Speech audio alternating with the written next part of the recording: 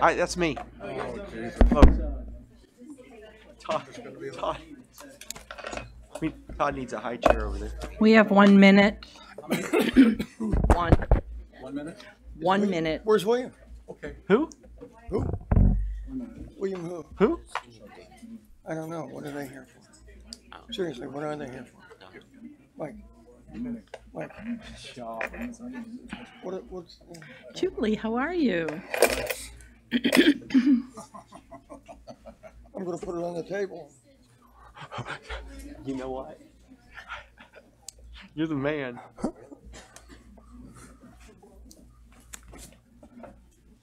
You're the man. Hey, look at this kind of stuff. It's ridiculous. How much time do we have? None. Madam Mayor, it's 6 o'clock. Good evening, everyone. I'd like to call this Tuesday, April 3rd, regular City Commission meeting to order and ask the clerk to call the roll, please. Mayor Pam Triolo, Here. Vice Mayor Andy Amoroso, Commissioner Scott Maxwell, Here. Commissioner Omari Hardy, Here. Commissioner Herman Robinson. Here. Thank you. If everyone would please rise for the invocation. I forgot my card.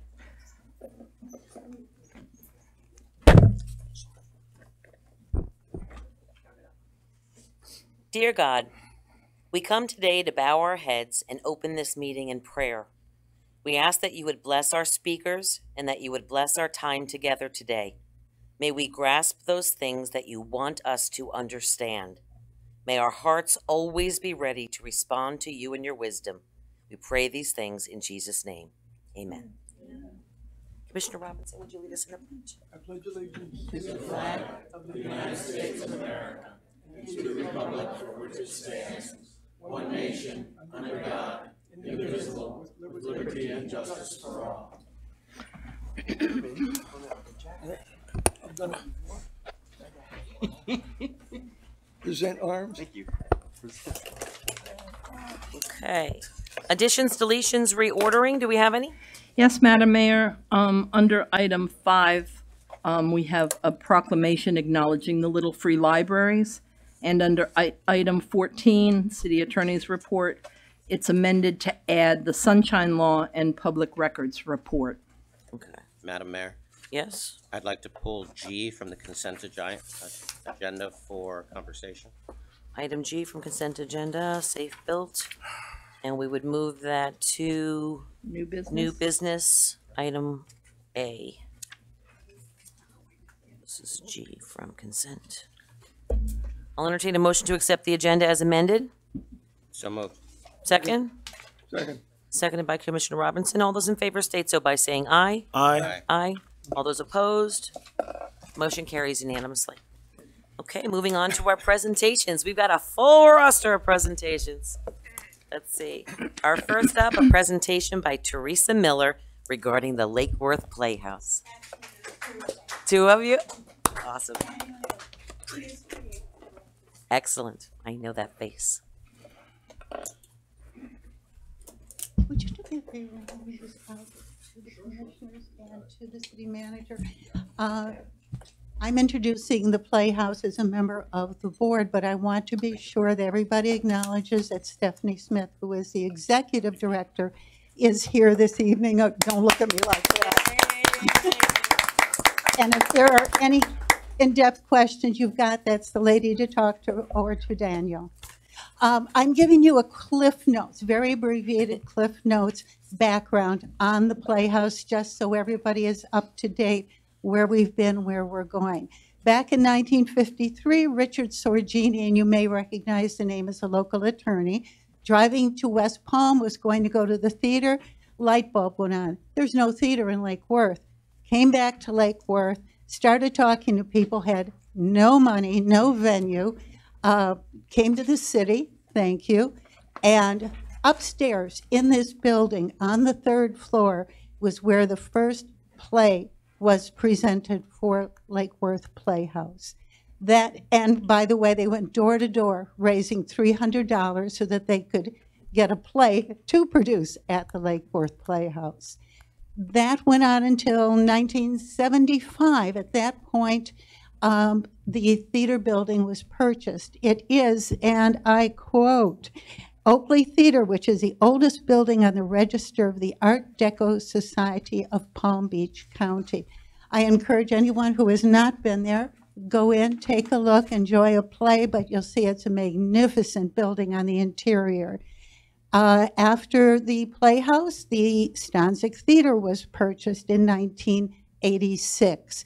From there, we have everything from a regular theater system of plays throughout the year. We have one evening performances.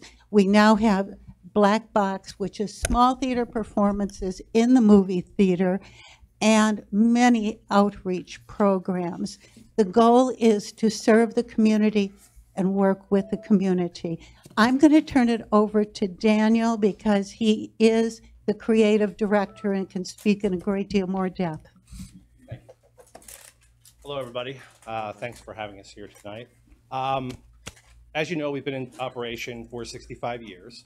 We are one of the oldest, most respected arts organizations in Palm Beach County.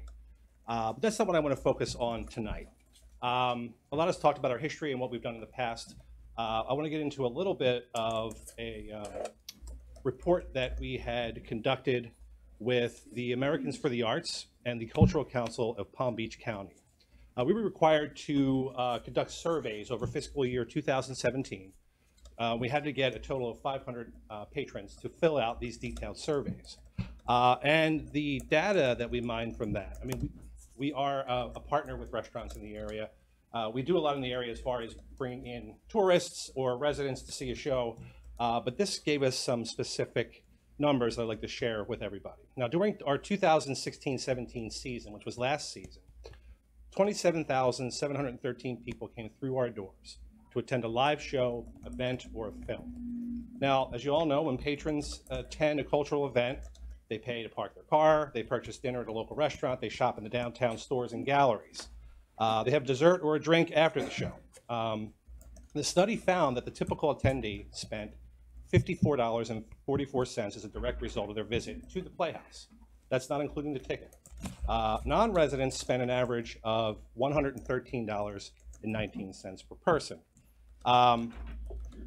Event-related spending by Palm Beach County residents for the whole season totaled an estimated $1 million during our fiscal year 2017. Non-residents generated an estimated $432,170 in event-related spending. Now, these factors also don't, this data doesn't factor in also our employees, our volunteers, and the people that work in our building, what they spend in our downtown area. Now, we have a never be dark policy at the Playhouse. There's something always going on. Every day of the year, we have performers, designers, patrons, employees that are working and spending their time downtown, going out before, going out after, again, shopping in our shops and populating the downtown area. Right now, for instance, we're preparing to open Oliver the Musical. The cast consists of 35 actors, 6 to 8 crew members, directors, designers, and again, they come down, they go to Brick Oven Pizza, they go to Downtown Pizza, they go to Dave's, they go to Brogues. They're down in the area spending money and contributing. Another number I had was overall culture-related spending by the Lake Worth Playhouse and its attendees supported an estimated 40 full-time equivalent jobs in Palm Beach County, an estimated $812,000 in resident household income, and $76,000 in local government revenues. Now, I just wanted to raise awareness a little bit about what we do. We do have a past, we do have a history, a rich history in this area, but we're present and we're thriving and we're looking towards the future as well. And I thank you, the city, for your support and hope for additional support going forward and additional awareness of what we do. We have some of the most talented performers in all of South Florida come through our doors, some of the most talented musicians, directors. And if you think about it, there's a lot of talk about Lake Worth being a hub for the arts. And I feel that we are the linchpin. We are the leader in that. Because if you think about what we do, we incorporate many different art forms. whether it's painting with our set design, music, musicians, actors, performing arts, but also visual arts, filmmaking. We have a film festival every year that we do as well. So really, we try to incorporate everything that we can, and we're a hub for volunteers, paid performers, designers, actors, directors, everybody in the arts, and the patrons coming down to enjoy, whether they be residents, non-residents, in-state, out-of-state. So I just wanted to, appear before you all and just thank you and let you know what our current impact is as opposed to our past as well. We have a rich history. We're proud of it, but we're also proud of what we have to offer and what we're going with the future. We did hand out next season's lineup of shows. We have one more this season, which is Oliver the Musical. It opens April 12th, runs through April 29th. After that, we come back with our summer show and our summer camps for kids. Our summer show is going to be Flashdance, the musical. We'll have a live band for that, and then you can see the rest of our offerings throughout the season. So we hope you come out, you support us, raise awareness of us, and we appreciate all that you do, and thanks for letting us speak tonight. Thank you so much. Thank you.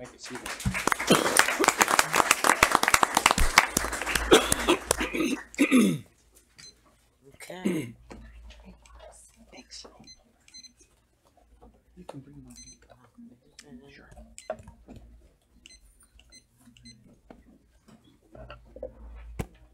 They should be in order. Okay. Okay, I'll come down to this one.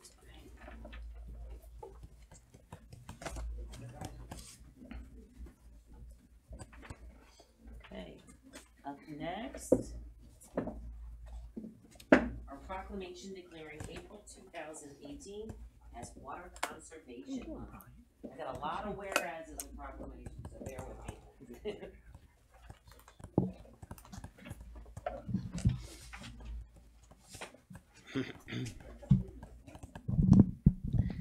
Whereas water is a basic and essential need in every living creature.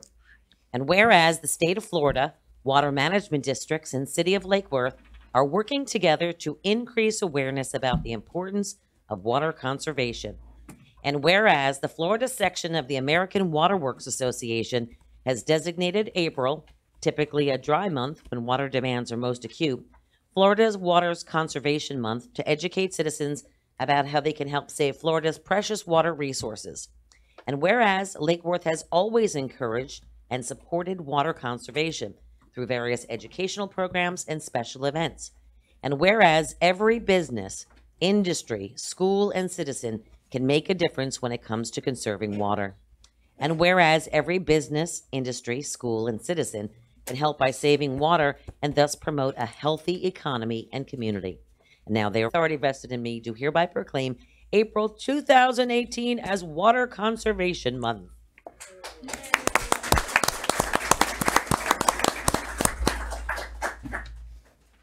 Okay. Water Professionals Month. We have some water professionals in the room, do we not? Please come up and join. Water professionals.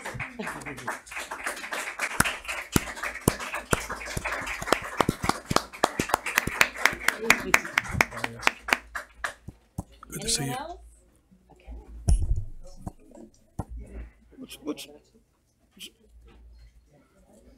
What's the combined year? Whereas water industry professionals in Florida dedicate themselves to the production and distribution of safe drinking water, as well as the proper collection, treatment, reuse, and disposal of wastewater and stormwater. And whereas, thanks to technological advances by water professionals and the dedication of thousands of water industry professionals in the state, Florida drinking water and treated wastewater meet stringent water quality standards. And whereas, regardless of where it originates, our water is treated, tested, distributed, collected, and retreated in a process carefully managed by water professionals.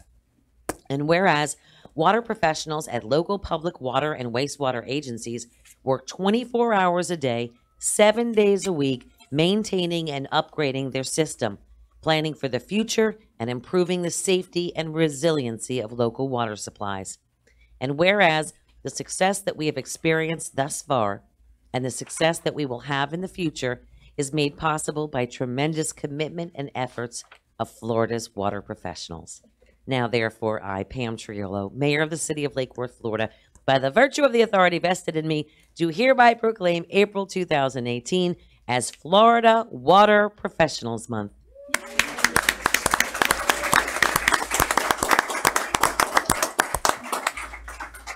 May I join you? Yes, that's it.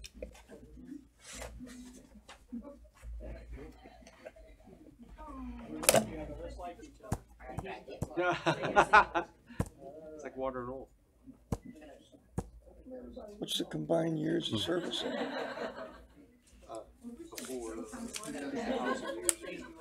Bill. Bill, here's the copy. Here's the copy. No, no, I got it. You got it. Here. Hey, Phil.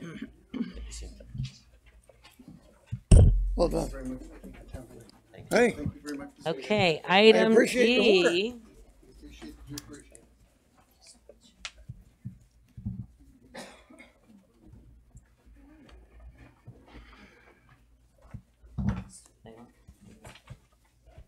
Up next is our National Library Week. Vicki, are you here?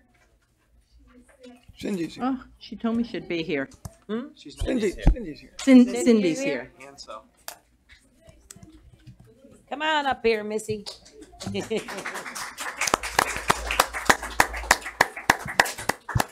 If I'm whereas and you're stand up. All right. Whereas libraries are not just about what they have for people, but what they do for and with people. And whereas libraries have long served as trusted and treasured institutions, and library workers and librarians fuel efforts to better their communities, campuses, and schools. And whereas librarians are leaders in their institutions and organizations, in their communities, in the nation, and in the world. And whereas librarians continue to lead the way in leveling the playing field for all who seek information and access to technologies. And whereas libraries and librarians look beyond their traditional roles and provide transformative opportunities for education, employment, entrepreneurship, empowerment, and engagement, as well as new services that connect closely with patrons' needs. And whereas libraries and librarians lead their communities in innovation, providing programming, create spaces and access for training for new technologies. And whereas libraries are pioneers supporting democracy and affecting social change with a commitment to providing equitable access to information for all library users, regardless of race, ethnicity, creed, ability, sexual orientation, gender identity, or socioeconomic status. And whereas libraries lead in working with diverse communities, including people of color, immigrants, and people with disabilities, offering services and educational resources that transform communities, open minds, and promote inclusion and diversity. Whereas libraries, librarians, library workers, and supporters across America are celebrating National Library Week. So therefore, I, Pam Triolo, Mayor of the City of Lake Worth, Florida, by the virtue of the authority vested in me, do hereby proclaim April 8th through the 14th, 2018 as National Library Week. Yay.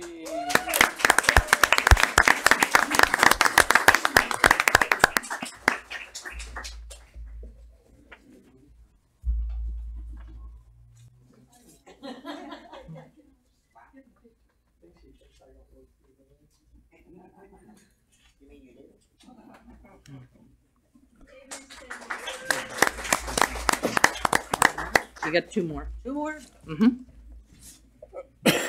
For my next number. The next is Ethics Awareness Month. Is there anyone here to receive that? CIG? No, he's not here. No? Okay.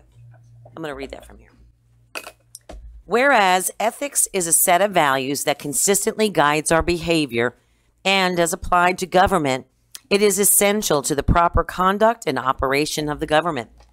And whereas ethic values guide public officials to be independent and impartial so that their actions can easily be seen, to encompass ethical behaviors consistent with established standards of conduct as they provide important governmental services. Whereas Palm Beach County was identified as a leader in ethics reform and received a national award for its focus on the importance of ethics and has implemented the Palm Beach County Code of Ethics through the continued partnership and support of all 38 municipalities which have adopted it countywide through referendum. Whereas on December 7th, 2010, the City of Lake Worth adopted the Palm Beach County Code of Ethics and Commission on Ethics Ordinances by reference. And whereas the City of Lake Worth challenges and invites all members and community leaders to join in learning more about the ethics movement in Palm Beach County and to strive for ethical actions in all aspects of their daily life. Now, therefore, I, Pam Triolo, Mayor of the City of Lake Worth, Florida, by the virtue of the authority vested in me, do hereby proclaim April 2018 as Ethics Awareness Month.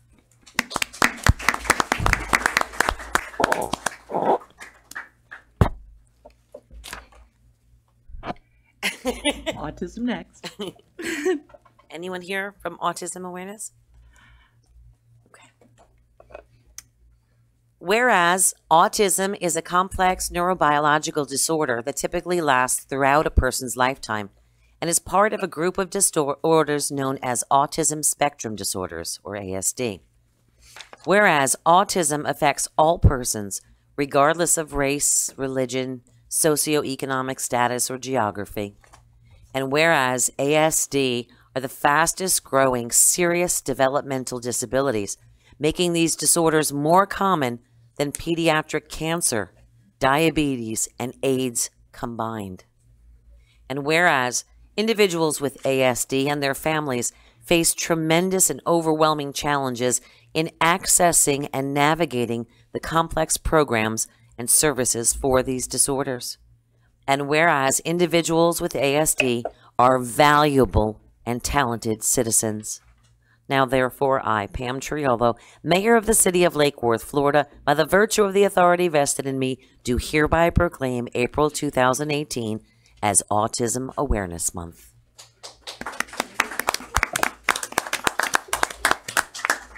You just have to ask Mary. I don't know who Todd is. Is our recipient of this here yet, Miss Lindsay? No, not yet. No? We'll table that. Okay. I'll hold off on. We have a special guest receiving the next proclamation, but they are not here yet, so I will put that on hold. In the meantime, let's go to our commission liaison reports and comments. Vice Mayor, would you like to start? That's you. That's me. Forgot. I'm the new vice mayor. Gay Pride was a huge success. Thank you, thank you, thank you. Weather held out bigger than ever. Thank you, everyone up here for, Omari was out of town, but thank you for participating again this year. Palm Beach County League of Cities, we had our board meeting and luncheon. I want to thank the nominating board. I was nominated again for the board. Thank you, thank you, thank you. I look forward to serving on behalf of Lake Worth for the Palm Beach County League of Cities. Lake Worth is at the table. Greenways, I just wanted to mention greenways because we don't have time to mention in other ways. We did some new greenways on the south end. We're doing some on the north end. But I noticed that the greenways that we put in on the south end had nice, big, huge palm trees, and not so much on the south end. I know that we had different partners for those, but maybe as we move forward with the greenways, we look at, trying to get, some bigger trees. And again, the mayor and I always... Fruit trees. Fruit trees, please. And then I look forward to having some greenway talks in the future. And then staying with tradition, I'd like everyone to join me in saying happy birthday to the mayor. Oh. All together, happy birthday to you. Happy birthday to you. Happy birthday, dear Pam. Happy birthday to you. I'm done. Kisses all around. Thank you very much. Commissioner Robinson? Thank you. I was lucky enough to be in the Pride Parade, Pride Fest celebrations, and it was a beautiful day. We had an egg hunt over the weekend that was probably the biggest ever, and probably a forerunner of what is coming in the to see all the kids out there. We are blessed with children in Lake Worth. Went to Tropic Ridge and was glad to hear about the proactive activity of the PBSO. They're actually doing so much work that is stepping out in front of crime, so that the crime stats don't really, they tell a lot, but they don't tell everything of all the work that they're doing. And same with code. They're working hard at it. Looking forward to BiblioArt this weekend. Looking forward to the casino consultants meeting sometime this month. I haven't heard when, but we certainly value public input, and would hope that that happens in April so that we can keep moving forward with the improvements at the casino property. Rec Board is scheduled for the 18th. I hope that happens. There was a lot of interest in the Recreation Board, and I believe we need a Recreation Board, and that can work with the city and the city staff and make Lake Worth better. Again, I'm going to mention weapons of war, and the Commission on from Tallahassee on our Constitution has closed without us having the ability to vote on whether we want weapons of war. And so that won't be on the ballot in November. I know a lot of other people think that we've been usurped in our ability to legislate locally, and certainly I think we've been almost morally absent in bringing up weapons in that conversation. Boynton, Delray, West Palm Beach are all continuing to consider it an issue that needs to be addressed. And I would look forward to our commission and our city being involved in encouraging our legislators, state and national, to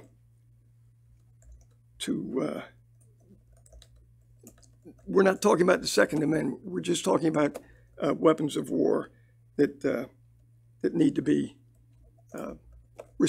eliminated, in my estimation. God bless all the gun owners, but I don't see any need for a 30-round clip to go hunting. I'm hoping someday in the future Lake Worth will at least join the other leaders in taking up this issue. That's it for me. Thank you, Commissioner Robinson. Commissioner Harvey? Yes. Let me get this microphone right. Awesome. I just want to echo Commissioner Robinson's comments.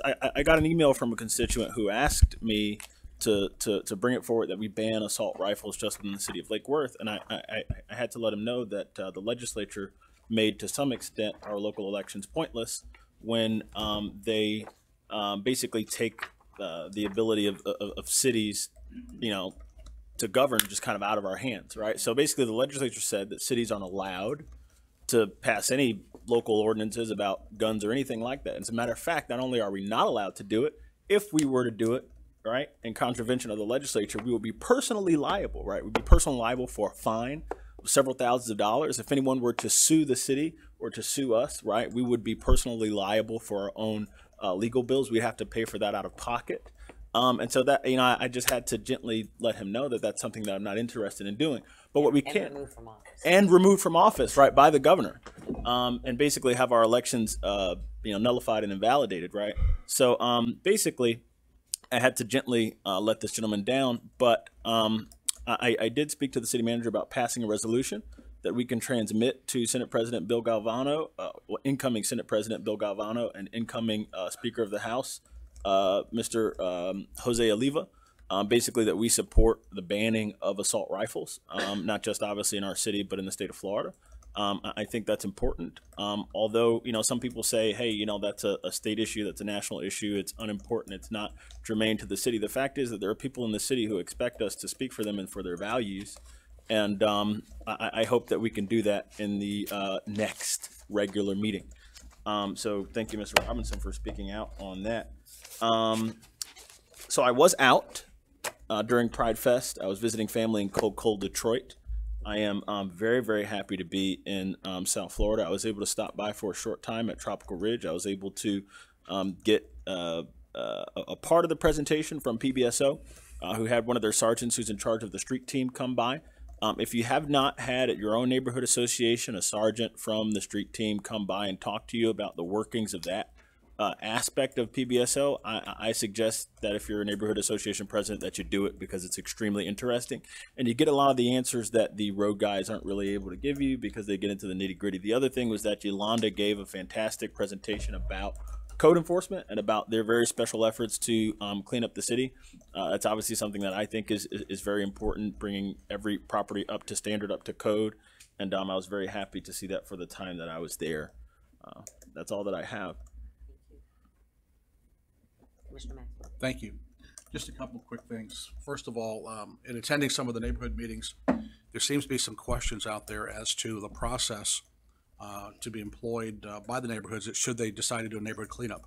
And I'm just asking the city manager, do we have something in writing that we can disseminate to the neighborhoods as far as what we can do to participate and assist with the neighborhood cleanups as far as a roll-off or pickup or whatever? Can we do something like so that? All right, thank you.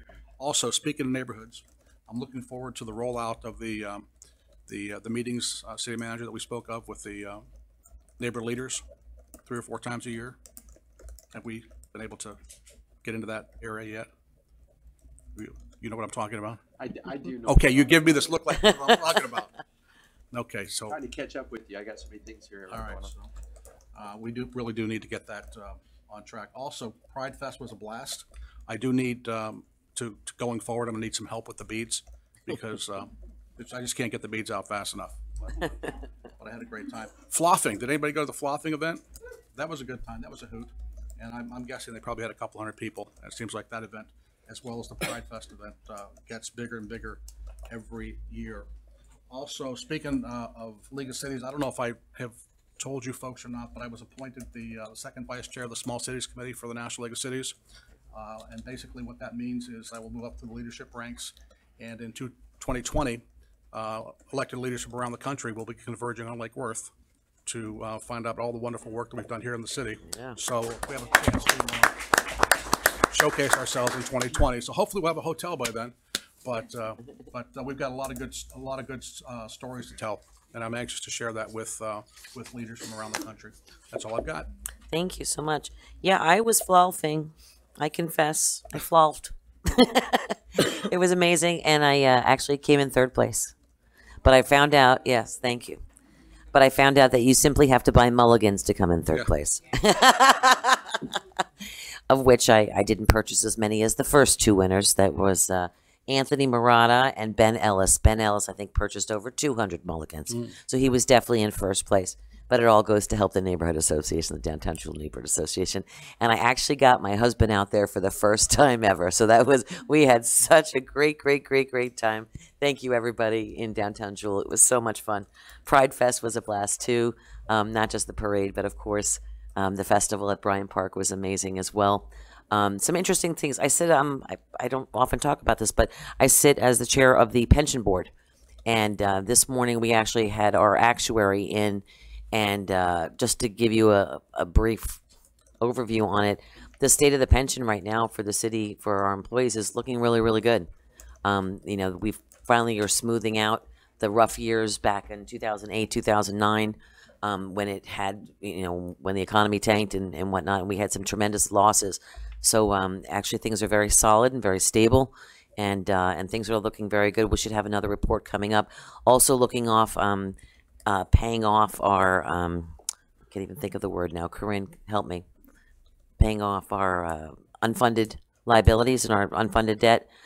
We've actually gotten a handle on that and paid more money towards that. Also looking to move the 30-year period to 20 years to pay it off faster. And that's probably anticipated to happen by the next meeting, moving from a 30-year plan to a 20-year plan. So some good things happening, and I'll keep you up to date on that. But we're actually getting our fiscal house in order, and it's been looking really good. So I'm very happy about that. I won't take up much more of your time.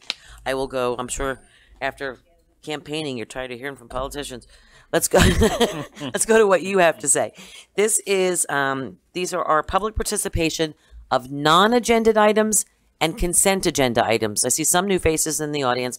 If you have a card here, remember, if there's an item coming up on the agenda later, this is not the time to talk about it. This is to talk about anything else you'd like to talk about on the consent agenda or going on in your neighborhood, in your world, in your community. And then, of course, you can always fill out another card for any of the additional agenda items that are coming up later. So if you've got to talk about something you'd like to talk about, now's the time. This lady that would be read into the record. So. Kathy Turk up first, followed by Keith Santiago. Oh, it is. And I'll always talk about someone on deck. So who's ever on deck, get ready. You're coming next. Hi, Kathy Turk, 901 North B Street. And I want to talk to you. Can you hear me? Yes, please. Okay. I want to talk to you about the consent agenda item A, which is the Greenway on 8th Avenue North. This concerns me because I live at B Street and 9th Avenue North. Now, both 9th and 8th are dirt roads. I had heard rumor that 8th was going to become a greenway, so I called Felipe. Felipe explained to me that, yes, one of those streets is going to have to be a street and one is going to be a greenway. Right now, 9th Avenue is actually blocked off. It's blocked off in several locations, and 8th Avenue is the one that we use to get to A, from A to F. Anyway, I wasn't there when you guys took the vote. I wasn't here. And I obviously I should have been here, but I wasn't. And I have watched the video several times. And if you get to 2 hours and 49 minutes, that's when this topic comes up. And I'm kind of disturbed by some of the information that was provided to you for which you voted on. First of all, Jamie says that he had met in April with the Tropical Ridge neighborhood meeting, and this subject was brought up. I've gone to every meeting. Your team never came in and talked at a Tropical Ridge meeting to discuss this greenway. He talked about the great difference between A and B and said that there would be, that it washes into the street and there's issues with underground utilities. A and B is very level. Actually, it's on 8th Avenue. On 9th Avenue, which is where I live, it's actually at a very high grade. My front yard is much lower than my backyard. And then when you go to the alley, it goes down into A. There's no drainage issues on either of these streets, but again, 9th Avenue has the grade issues. He said that, he says Peggy Fisher had come up and asked if there was a traffic study that wasn't addressed. He said that he heard from several residents, but they only spoke with the residents who were on that stretch. So in other words, they only spoke with the people who the city are going to put a park in their front yard. This actually affects everyone from A to F, from 7 to 10. It affects all of us and our traffic patterns, but he never came and talked to us. Now, this 9th Avenue was blocked off several years ago, 10, 15 years ago. Many of the people who were there at the time are still living there. We were never discussed. It was never discussed with us. It was never talked to about us. But the reason they blocked it off is because 10th Avenue will actually back up when people are trying to make left-hand turns on A onto 9th. And then they had issues with B, so they blocked off 9th Avenue. This was never, we never got a chance to talk about this or to bring this up. And again, my concern is that the only people who were this was discussed with were people who are getting a park in their front yard. He said, let's see, he said that he had met with residents, or that they had met with residents. before your meeting on January 16th. They met afterwards. Thank you. This concerns me. I hope it concerns you. Thank you. Thank you. Keith Santiago, followed by Lynn Anderson. Where's the item you asked me to read? It's on Yes, the good agenda afternoon. item. Keith Santiago, 1517 Crestwood. I'm also the founder of SK9 Gang Prevention, which is incorporated here in Lake Worth. We're a 501c3. And I'm new at this, so I don't know how to go about this, but we are outgrown our current location. We service about 150 kids right now through Mavericks High School and through Bridges with Highland Elementary. Highland Elementary. We are expected to expand that to almost 1,000 kids, and we need a space. And we have funding coming privately, and then we've been selected to present with the Youth Summit. We got one of the golden tickets for funding. So the way I look at it is we can either go and spend money, good money on a location, or take those funds and work in combination with the city, take those funds and actually help more kids. So what I'm wondering and asking is there city property that SK9 would be responsible to do the build out, meaning we would pay for the entire build out at a rent reduction and or a lease with the city for a nonprofit. Again, I don't know the avenues. Camille asked me to speak to you later, but you know, you're busy, I'm busy, so I just pop up. So if that can meet with someone afterwards, or if there's something that could be City Manager? at this point, I do. Thank you. Take care. Thank you. Lynn Anderson, followed by Ryan Oblender. Good evening, Lynn Anderson, 2204 Lake Osborne Drive. Are we not live tonight? We have no video, We are live. but there's nothing, You just don't see the delay coming into the meeting chambers. I haven't seen anything yet. Okay, thanks. I want to thank the Lake Worth Playhouse and their presentation tonight, Teresa Miller. I'm a long-time subscriber there. I think it's the best deal in town. I've said that before in front of this group. And I'm really looking for Flashdance. I can't wait to see that one. I think everyone should become a member of the Lake Worth Playhouse. It's a great deal, the best deal going. Last year, I spoke in front of you all about security here, to have that in City Hall, particularly at public meetings. With all the crazy volatile things that are going on in the world today, you never know what's going to turn someone off that want to harm anyone. And, you know, they're going to come in here with an automatic weapon, not a weapon of war, but an automatic, and they're going to start shooting from left to right, and they're going to get you, Scott Maxwell, first, and they're going to work down the line, and the city manager will be last. I think we ought to start upping our game around here, start thinking about security. It's really an issue, and you can see it and you read about it every single day. I think there was a shooting somewhere else today in the country. So, you know, we really need to start thinking about it. You never know what nutcase is going to walk in, who's going to be irritated about something that's happened, and they're going to be looking at you all first, okay? So please consider it and seriously think about it, okay? Thank you. Thank you. Ryan, is this on the agenda item that comes up later? It's not? Okay. Hold on. And Tammy Panza's after that. Can you hear me good? Yeah. Ryan Oblender, 1702 North A Street. The non-agenda part I wanted to talk about was actually something that I probably spoke to many of you before about, but never actually in an official meeting, which was Sunset Ridge Park and the soccer field and the private use only aspect of it, and how the citizens and residents are using it anyway. They just, I think, recently put a no trespassing sign on the actual fence. The police do not actually trespass anyone who's on that field, and the fence has been so damaged that a section of it is actually missing now. So there's an open field with a no trespassing sign that's not enforced. So the residents are kind of polarized on the inconsistencies of whether it should be a private use permit only field or a public field, and they're just trying to find an answer or a conclusion or something, because 30% of the park is actually not for use. It's private. You have to have a permit, you have to put a $100 deposit, you have to pay $20 an hour just to use this little field. So if I want to take my 5-year-old son to kick a ball, I can get arrested, technically, but it's, you know, it's not enforced. But the ball fields, which is not the agenda item, they actually enforce kicking people out of the ball fields if they catch people inside the fenced area. So if I hop the fence and want to bat some balls around, if they see me, they'll actually come by and kick me out.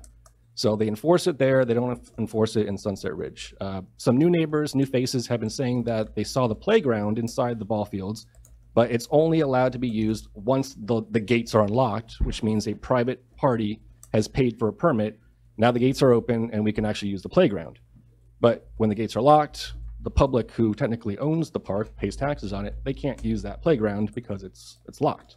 And if they try to hop the fence and use it, then they can get arrested. So we're just trying to find an answer of something.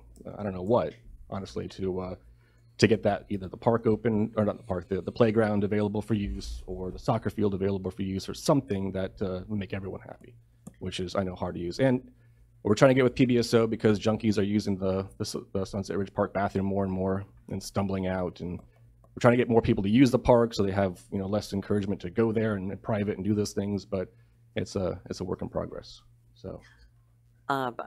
Have you also talked with the city manager? I addressed some of the issues because we had spoken about it a few weeks ago. So not individually, no, but I'd like you to meet with him so we can go through it. I shall. And myself. Okay, great. Thanks. Hence the importance of a recreation board. Yes, thank you for that, by the way. Thank you. Tammy Panza, followed by Peggy Fisher. Hi there, Tammy Panza, 160 North L. Hi. I know on the consent agenda item there is a property 431 North K. It used to be the little mango park. We don't use it anymore, but I hear it's up for sale on the consent agenda tonight. I know the surplus list was put out many years ago, and I have found it so hard to find that list, keep track of that list, even with actually asking people who work for the city for that list. I don't get a complete list or an accurate list. So I'd like a list of the surplus properties that are for sale by the city to be easily found on the website or released to the public upon request. I had a really great chance to visit the Greenway on 5th Avenue South. And I wanted to tell you, I went there in the evening and there were tons of kids using it like a park. There was a little kid, we went over there with 4 little friends of my friend that lives over there.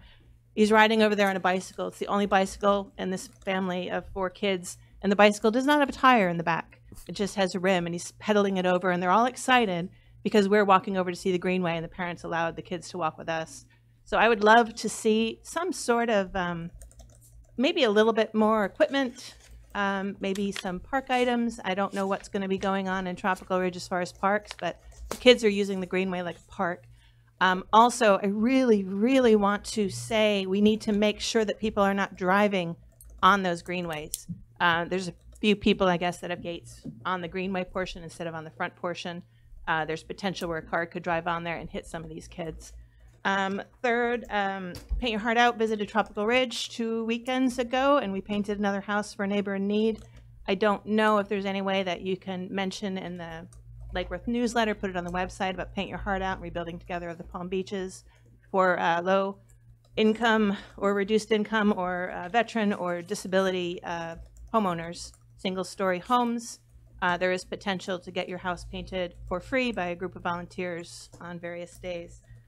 And fourth, bump outs. I hate them. People are hitting them all the time. I don't know what kind of feedback said that we love them, wanted them, but everybody hates them, runs over them, hits them, flips their cars. Can we not do them and maybe put a parking space there instead? We need all the parking we can get. And that's it. Thank you. Thank you. Peggy Fisher, followed by Mary Lindsay.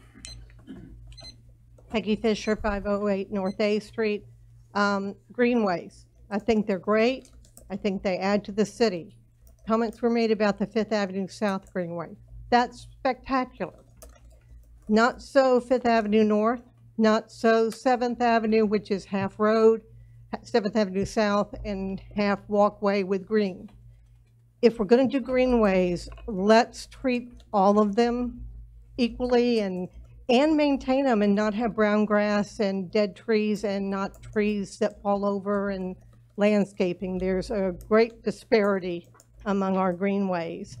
And the one greenway, the only greenway that ends right at a elementary school, goes for only 2 blocks and is in very bad condition, in my opinion. The trees fell over during Irma, and it took months to get them staked back up. I guess it wasn't important. Now you're talking about another one. If you're going to do them, look at how much concrete you're going to have to pour on those greenways for homes that have side driveways. Another item that relates to children in Lake Worth. In September, you all approved the purchase of new school flashing stop signs, not stop signs, speed limit signs. That was September of 2007. We are now 2 months away from the end of the school year. To date, I have seen 5 of those signs erected. They've been in the city's possession since the beginning of this year, January of this year. And I don't know that any of them are operating other than flashing. I know the ones on 12th Avenue South are flashing continually. Join North A, that's been flashing continually with old signs for years. I don't think it should take this long to do something that is for our children. Commissioner Robinson mentioned all the children in the city. Well, we need to protect them. We need to take care of them. And we pass things and spend $100,000 for their protection, then we need to make sure that goes in. So I would ask you all to focus on that and pay a little bit more attention to what happens to those greenways after those ribbon cuttings. Thank you. Thank you. Mary Lindsay, followed by Clarence White. Hi, Commissioners. Good evening, everyone. I'm here tonight with my good friend Cindy, Miss Cindy from the Children's Library in Lake Worth, to talk about BiblioArte. This coming Saturday, the city has picked this up as a city event. It is going to be bigger and better than ever. This is the 2nd annual. It will be held this Saturday from 11 a.m. to 3 p.m. at the Hatch Art Community Center, which everybody still refers to as the Shuffleboard Court. There will be all kinds of exhibits. There's music, there's children's bands, there's food.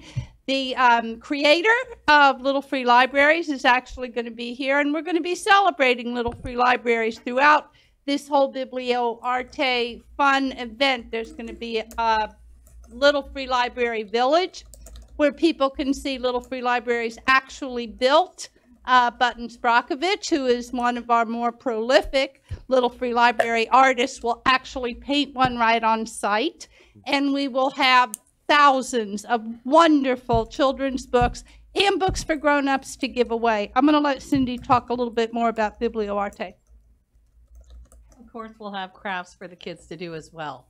So this is really a celebration of art and literacy in Lake Worth, and we're really excited about it.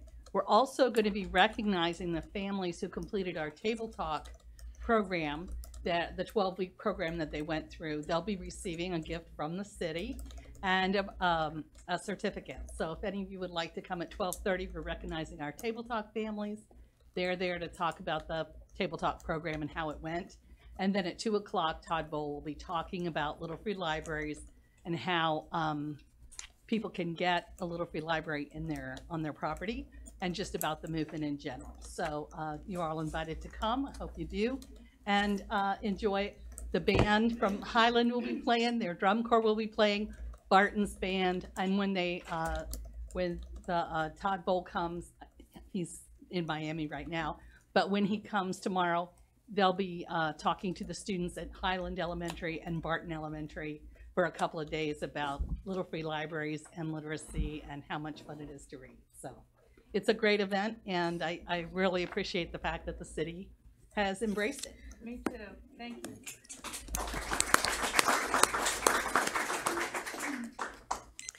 Clarence White.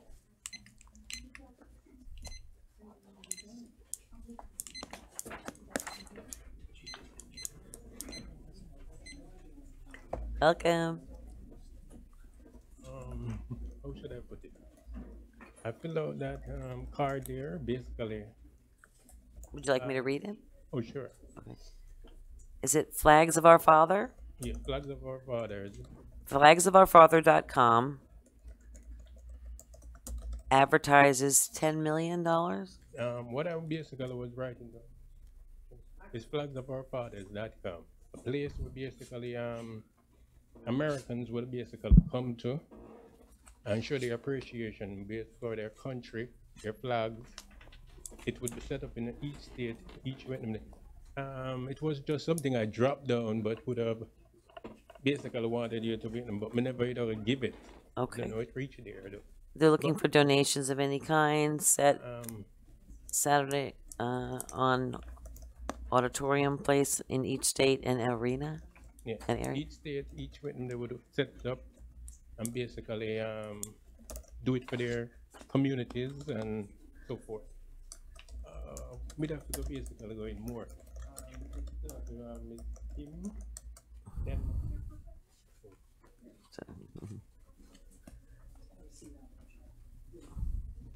Hi, everybody. Thank you. I do apologize. I have no idea what that's. Okay. My name is Kim Denmark, and I'm the lady walking across the United States. And I had the pleasure and honor of coming through your city this morning, and I met the wonderful mayor and the gentleman who just spoke up here. I take homeless off the street. This is my 105th month walking across the nation.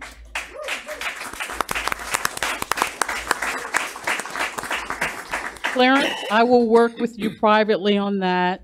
Part of walking across the United States is meeting people where they are. And if it means reaching down to PTSD, mental health, whatever it takes, that is my calling. I'm a 501c3. I was born in Detroit, Michigan, actually. But my walk started in Ohio. So it's been quite a long walk. Actually, I'm on my 30th pair of shoe. Yeah. And I took some notes so that I couldn't ramble. Mayor, you guys don't know who she is. She is the most wonderful mayor I have met in many, many, many cities, and I've crossed 2,200 in 16 states.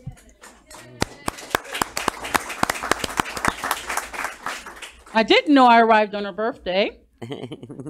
And also, I would like to mention the libraries that I keep passing. I couldn't figure out what it was. Shall I sit down now? But I just basically want to just get to the meat of why I'm here in your city. My whole purpose is to bring attention to homelessness in America and meet the homeless where they are and try to take them off the street. Sometime I will sit in a city for about a week. To date, I've accomplished that 300 times with 300 people. Also, thank you. I'm closing, but I just wanted to say thank you so much for receiving me. I really don't look this rough, but I have to adjust to the streets. I'm a pretty girl and I wear dresses and everything. But today, and my whole 16 states has been this orange, which I could be seen at night in case I fell in a hole. And when I left Ohio, it was actually snowing. I want to thank the police department because as I go up and down Federal Highway, people are waving and stopping, and the police are hitting their sirens saying thumbs up.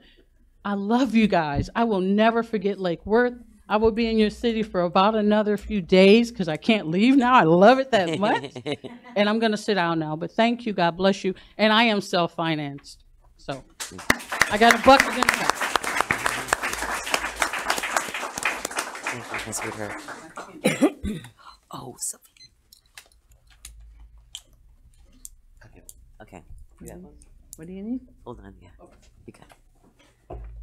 I promised her a pin earlier, a Lake Worth pin, and I walked out of my office without it. So Mr. Amoroso is going to get it for you. He'll bring it around to you. Thank you so much.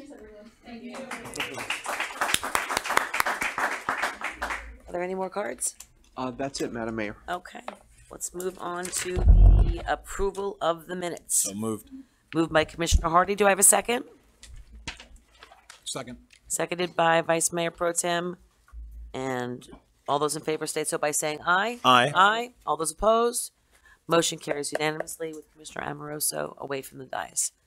Moving on to our, let's see, approval of minutes. Our public hearings. Consent agenda. I'm sorry, consent agenda. Where'd it go? Oh. I'll entertain a motion of the consent agenda. Seconded. Okay, we've got a motion and a second. All those in favor state so by, yes. Before you vote, actually, Vice Mayor wanted to pull G. He did. That earlier. He did. He did. He did. Okay. Yeah, that was moved to new business item A. Attorney and I were. Stay with me, kid. All right, all right, I got you covered. All right, we've got a motion and a second. All those in favor state so by saying aye. Aye. Aye. All those opposed, motion carries unanimously with Commissioner Amoroso away from the dais. We're moving on to the public hearing. This is item 10A. City Attorney, would you read the ordinance, please? We're going to talk about G? G comes up under new business, which is item 12A. Ordinance number 2017-26 is an ordinance of the City of Lake Worth, Florida, amending the city's comprehensive plan by adopting amendments to the future land use map, providing a conflicts clause, providing for severability, and providing an effective date. I just wanted to make a statement, if I can, for a moment. Last time around, when this item came during the first reading, I voted against it. I've had numerous conversations with staff. I have a lot of questions. I had a lot of questions. And staff has prepared answers to my supposed questions, and they have them in presentation form today. So I would ask for my fellow commissioners to please hear the presentations first, and then let's go to public comment, and then we can discuss it after that. But I've thrown everything out there, every question out there I can possibly imagine from what I've heard from residents and business owners in the community. So, I want to give you a chance to at least get everything and all the answers out on the table, and then we can discuss, but I want to also hear from the community too. So if you'll bear with me, that's what I'd like to do. Staff? You ready? William Waters, Community Sustainability Director. We have got a short little presentation to give you an overview of what we're considering tonight, which is both the future land use map amendment and the adoption of a second hearing of our proposed changes to the comprehensive plan. Nielsen Zacharias, who's been working with us for almost 2 years on this endeavor in collaboration with all of the department directors and assistant directors in the city, as well as the city manager's office, has been collaborating with us on getting this through the review process. She's going to go over that little piece to give you an update on what has transpired since December, and then we'll jump into the first ordinance, which is dealing with the future land use map. William. Good evening. Madam Mayor, Commissioners, Nielsen Zacharias, Principal of NZ Consultants. This has been, I'm extremely excited to be here. It has been a long and enriching process. We have been working on updating this comprehensive plan for a long time, and we've been very fortunate to work with every city department. The document that you have in front of you has all the input from the city department and also the input from the state. So we will go through this presentation. Throughout this process, as you are aware, we have a number of public workshops. The first one was on March 15, 2017. Then we have May 9, 2017, August 16, 2017, and October 10, 2017. Through these workshops, they were really important because we got the opportunity to listen to the board, to listen to the community that attended the workshops. So we took into consideration all those inputs. On the next slide, as you recall, the comprehensive plan went for the local planning agency transmittal hearing. In Lake Worth, you have 2 LPAs. So the first transmittal hearing was November 1st, and the second one on November 8th. And finally, the City Commission transmittal hearing was December 5th, 2017. 17. Yes. Wait a minute. Yes. So anyway, after the transmittal, I want to explain you what happened after we sent the comprehensive plan to the state. The state, which is the Department of Economic Opportunity, DEO, they take and then they review all the comprehensive plan. When we transmit this, we don't only transmit to the state, we transmit to a number of agencies, Treasure Coast Planning, the Palm Beach County, the Florida DOT. There are like 7 agencies that receive the same package that you have in front of you. We transmit it to all those agencies. So after a period of time, those agencies, they send their comments to the state. They send their comments to DEO. Then DEO prepares a report that is very famously called ORC, which is the Objection, Recommendations, and Comments Report. In this case, the comprehensive plan proposed for the City of Lake Worth only have 2 objections and 1 comment. And I would like just I would like to read one of those comments that we received from Florida DOT. The professional who reviewed this is Larry Heimowitz. He's extremely detail-oriented, and this is what he wrote. The city did an excellent job comprehensively addressing issues, developing well-thought-out objectives and policies, and linking objectives and policies to the data and analysis portion of the plan. People on the planning world, they know that this gentleman is very detail-oriented, so I was actually very happy to read this comment from Larry from Florida DOT. I also would like to read to you a comment from the Treasure Coast Regional Planning Council. As you all know, they are also very detail-oriented and they write their review comments. So their conclusion is, no adverse effects on regional resources or facilities and no extra jurisdictional impacts had been identified. So that was a comment from Treasure Coast. So council supports the city's efforts to include an economic development element into the comprehensive plan. It is worth noting that the policy initiative highlighting the importance of education, aligning desired economic development with existing community strength and preserving land for employment generating uses such as industrial and manufacture are consistent with the region's comprehensive economic development strategy plan. So these are from... Can you move your microphone a little closer to your mouth? I'm sorry. Yes, these are comments that from these different agencies that they sent to the state. So the state put together, like I mentioned, the report, ORC, and all those comments are attached to the report that is part of the report that the state sent. It's the objection, recommendations, and comments, the ORC. So let's talk about what were the objections from the state. Objection number 1, future land use map, planning horizon not identified. So all what they wanted is that we put on the future land use map the year 2040. So that was the only thing that the state was mentioning with regard to that. So the ORC report is a public document, and you can read in detail all the reports sent by the state. So objection number 2, peril of flood. The amendments need to provide specific principle, strategies, or engineering solutions to reduce flood risk in coastal areas. So the response, we included specific policies to address that objection. And the policies that we included are on the coastal management element. And you can see in the, we created a new goal, goal 5.4. We have new objective, 5.41, and we also added 2 policies. On the document that is strike through and underlined, if you go to coastal management, you will see that the new goal, 5.4 on coastal management, is underlined, which means that's a new goal and policy that will be transmitted to the state. So we addressed that specific objection. The next one, please, is with regard to comment. We received 1 comment that further evaluation of policy 3.12.4 of housing and neighborhood elements.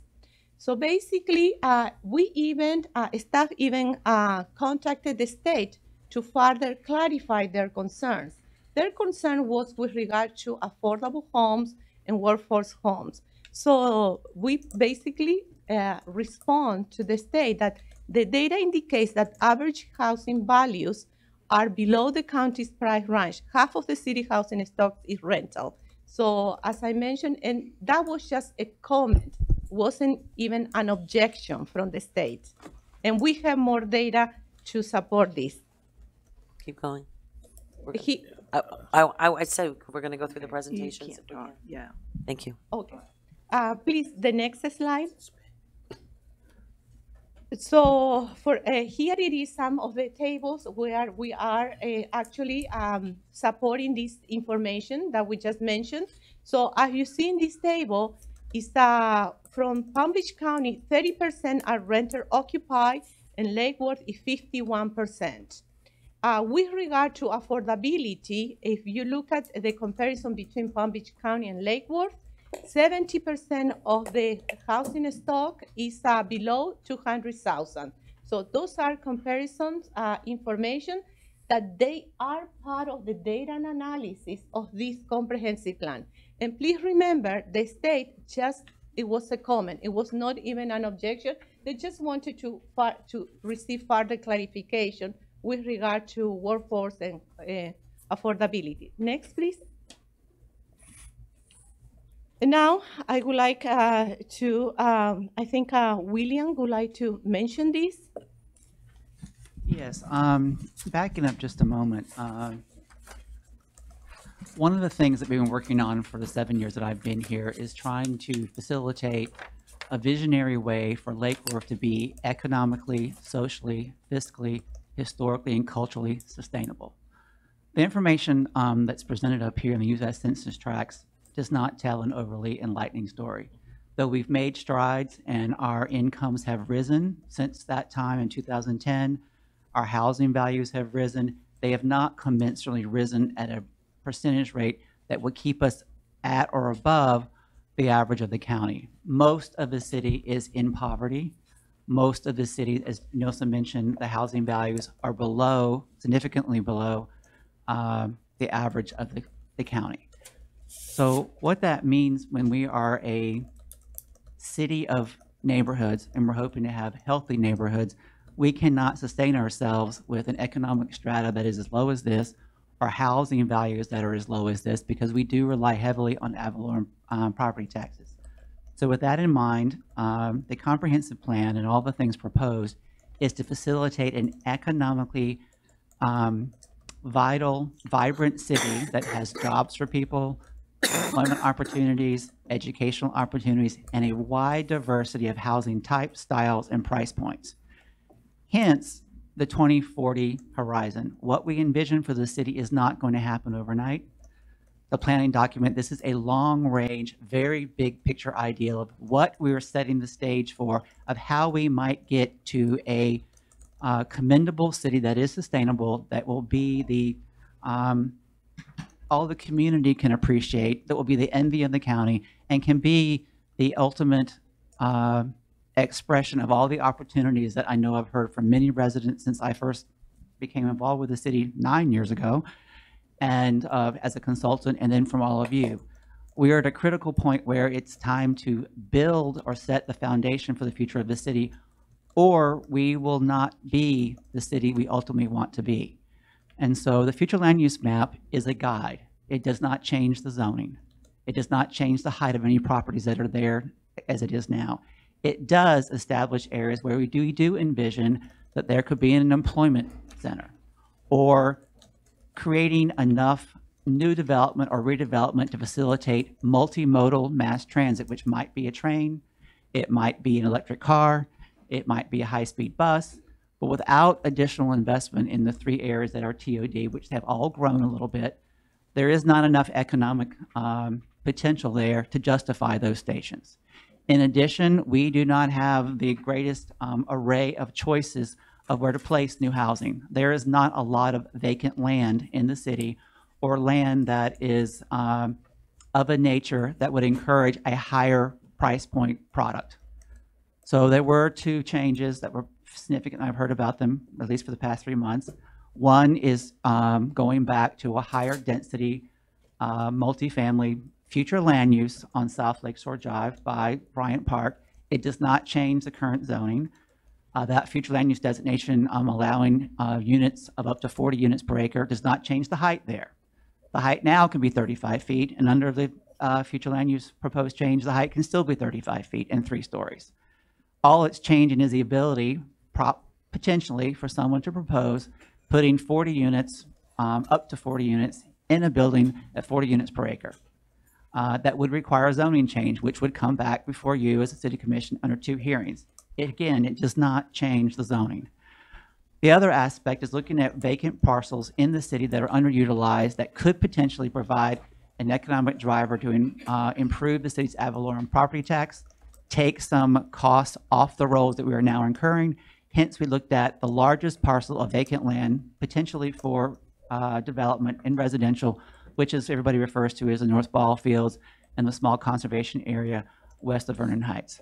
What is proposed there is an vehicle whereby a private entity or otherwise could get an idea of what the city may be open to up there. So we proposed a medium density residential, which allows single family, 2-family, and multifamily up to 20 units per acre.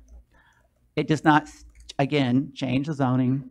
The zoning is still going to be PROS, and as many people have pointed out, in order to facilitate a change in ownership or development, there will have to be a referendum proposed to the people, which is in our charter. But for any private individual or entity to put together a proposal which might lead to a charter amendment, they need to have some encouragement that we are open to entertaining some vision of this area. So we propose this multifamily mixed use, medium density, to give some idea. This is the limit as to what the city might be open to if you were to propose redeveloping this site. One of the most advantageous aspects of this is not only the potential generation of close to $500,000 in tax revenue to the ad valorem to the city, but a sales price that could help us implement and facilitate the open space recreation master plan that we intend to do in the next fiscal year. The city does have a lack of parks in many areas, but no revenue source in which to build those parks, and possibly no revenue source to buy the land for the parks. We do see it as an opportunity that we can still have a significant park presence in the north end of the city, add housing at some level, which would be hopefully palatable to the community and approved for referendum, and that generation of the sales money could be dispersed in other parts of the city to create a very vibrant, strong, open space recreation system that will enhance neighborhoods and also encourage reinvestment in those areas. The other piece of the change of the future land use map is actually increasing some areas of the artisanal industrial area to facilitate the types of higher skilled employment that the city so desperately needs.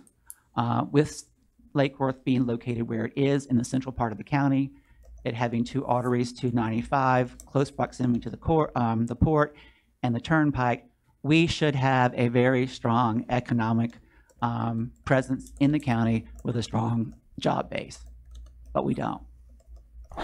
So facilitating areas of the city where we want to encourage and incentivize employment centers, training centers, opportunities where our citizens can, and I know it's a tired little euphemism, but can live, learn, work, and play, is critically important for us to have, in the long term, a sustainable city that we can all be proud of. I believe that's generally addressed the issues that have been raised to me from the commissioners and the mayor as to what we proposed here. But again, this does not change any of the zoning in the city. That is a whole nother process.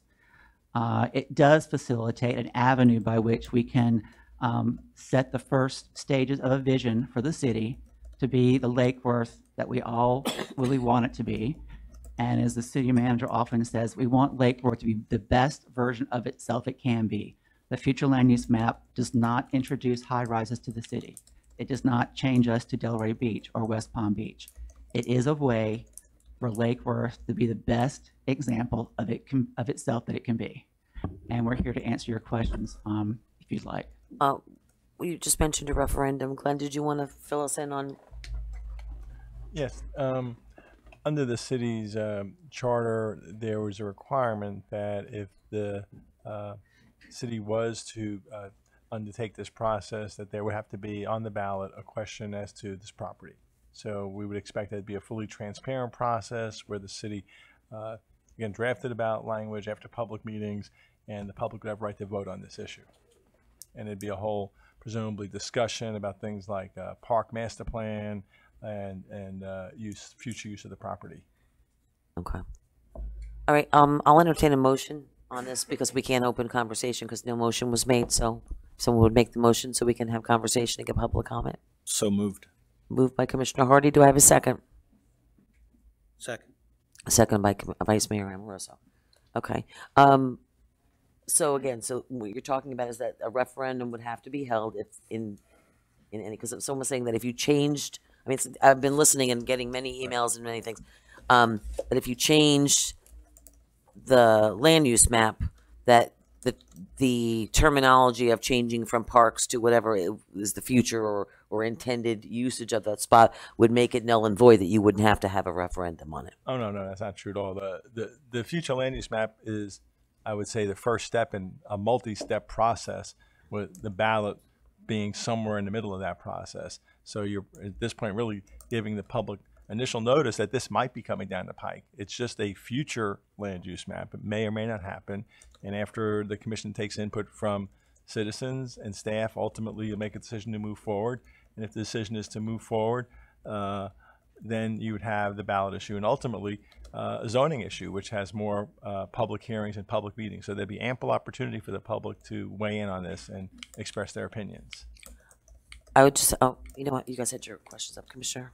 Well, I wanted to know how many passes we're going to have, because I'd like to go to the public before I make my comments. Okay. Because sometimes I mentioned earlier that I'd prefer to go to the public first, if that's okay. Please, thank you. Okay, thank you. Let's take public comment. Do I have, is it on my cards? These are the early ones. Just Sam Goodstein, followed by Lisa Amara. Sam Goodstein, 1717 12th Avenue South. Thank you, Mr. Waters. It's reassuring to know that this process goes slowly, and I want to thank the mayor and Commissioner Maxwell for their no votes on the initial thing, because I think when the public sees this process, we see many situations where the government has in the past okayed something, and then the zoning changes, and we get promises about we'll have this allowance and we'll make sure this gets done, and then the developer pays $50,000 to get out of that. And I think that what we want to make sure is that as we do development, we make sure that we get concessions. We get things like there's a canal there. The canal is being developed. Is there going to be access to that? What's going on in the future, and make sure we don't cheap out on it. If that land is worth something this year, it's going to be worth more in 2 years. Developing smart and well is important, and I'm not anti-development, but it's a thing that historically Floridians are used to being held over the barrel and beaten with a dead fish on. That's from Shakespeare. And I want to remind you all that you guys are our moral leaders. When the election's over, you guys are our representatives. And on every issue, from development to whatever else it is, you guys are our moral leaders. And even if an issue is difficult to talk about, like development or other issues, Herman, the issues are ones we expect you to be our moral leaders on. And in this world, we don't get very many public moral leaders. And Lake Worth is a place that's constituted with a certain set of people. And I hope you all continue to work hard and live up to the expectations that we have for you. Thank you. Thank you. Lisa Amara, followed by Ryan Oblender. Welcome. Hello, Lisa Amara, 1409 North J. Terrace, in Commissioner Amoroso's district. I have an affected person according to Chapter 163, 3184, should the need for a challenge arise. So would you like me to submit this for the record? I emailed all this documentation to the board. I have the utmost respect for Nilsa. She's a very dear friend of mine, and I think the EAR rocks it. I think it's doing a phenomenal job. However, the future land use map amendment is extremely disturbing to me. I work for the county. I am speaking on behalf of a long-term resident of the city, not as a county employee, and not on behalf of the state. Although my opinion is that the proposal does not meet state requirements, I don't work for the state, as the city staff has pointed out to me earlier today. I would like to call your attention to a couple documents that I just submitted to your record. This map shows all of the properties that are affected by the future land use change. This is the existing land use designation. This map shows all of the properties that are affected by the land use change and the proposed land use designations. I'm extremely concerned that the packet doesn't identify the property owner names, parcel control numbers, or existing future land uses or acreages for the 108 PCNs that are affected by this map change. State requires when you submit your change, you make maps like this and you include it in your documentation. This identifies all the individual parcels going from what to what and identifies in an easy to read manner for the state review agencies to compare apples to apples and see what's being changed. In addition to the county parks changes, there's changes to neighborhoods, particularly in Commissioner Maxwell's district, to industrial and increasing the density. And it's in your packet and it's disturbing, and I encourage you not to approve this today. If the staff believes in what they're doing, come back and identify the data appropriately. Thank you. Thank you. Ryan Oplander, followed by Terry Abrams. Told you I was coming back. All right. I don't have a lot of time, so I'm just going to come out swinging, pun intended. Personally, as a resident, do I have to say where I'm from again? 1702 North 8th Street. As a resident of Sunset Ridge Neighborhood, president of the Sunset Ridge Neighborhood Association, and on behalf of people in the Sunset Ridge Neighborhood Association who couldn't be here tonight, we just want to express our extreme disappointment that we weren't reached out to in any way, shape, or form for public input during the preliminary phases of developing the future land use map. I mean, I know the first I heard about it was after it passed in December. So now we're in the process of this. We get to state our piece and whatnot. I know I've heard that Commissioner Hardy had visited the Vernon Heights Neighborhood Association, and it was not really a good meeting there. So it's just a matter of getting neighborhood input as a priority, or at least as a secondary priority of some kind, just to say, you know, I know there's public input at planning and zoning meetings and any other citizen advisory board meeting. We can just go and we have to like watch like hawks what's on the agenda in order to show up and actually give input. I mean, I thought I was keeping up on stuff, and I guess I'm kind of slacking. So it was just from the comp plan, page 11, policy 1122, after substantial public input, the land use pattern was very carefully considered. So substantial public input, I'm just trying to figure out what that actually meant. Next, Mr. Waters mentioned that medium density residential is 20 units, but I believe medium density is 30 units per acre. And also there was a mention of significant park presence in the north side of town. The park is not really a public park. We cannot use it unless we pay to use it. So the park presence north of 22nd Avenue or the North Ball Fields, that's not a public park by any means. It's a park, yes, but not a public park. Same thing with Sunset Ridge Park. It's 70% a park, not a full 100% park. Thank you. Terry Abrams, followed by Sarah Maliga.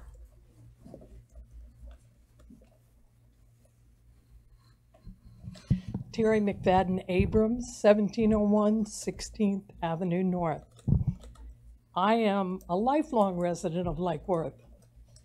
I learned to swim at the pool, hated it, but learned to swim. My kids learned to swim there. My kids grew up playing at the ballparks in the North End and went on to become very, very active athletes at the high school. As Ryan was stating, Sunset Ridge, where we used to fly kites, is now private. It's blocked in by a fence, and it forces the kids that can't afford to be part of that to cut the fence, to be law breakers, and use the property. The same with our North End. My kids used to ride their bike, and if their league didn't play that day, they were down there throwing the ball. My son comes home from Washington where he works. He can't hit the ball with his friends anymore, even though he would. It's not a park. The 24 acres on the north side, which should be a park and belongs in, I guess the high school rents that field and has for many, many years. is now storage to our water pipes. That would be a very nice park. No fence. The commission or the city bought a nice playground. That playground is locked in the fence at the north end. Kids can't play there unless the league is playing. Waste of our money. Our kids can't play, and most of our kids can't afford to play in those leagues. I think it's sad. You can't give away our land. That's our land, 24 acres north of 22nd Avenue. That's our land. You know, we pay for private people we pay for the mowing, the watering. We pay for everything on these private parks. We want a public park north of 22nd Avenue. Thank you.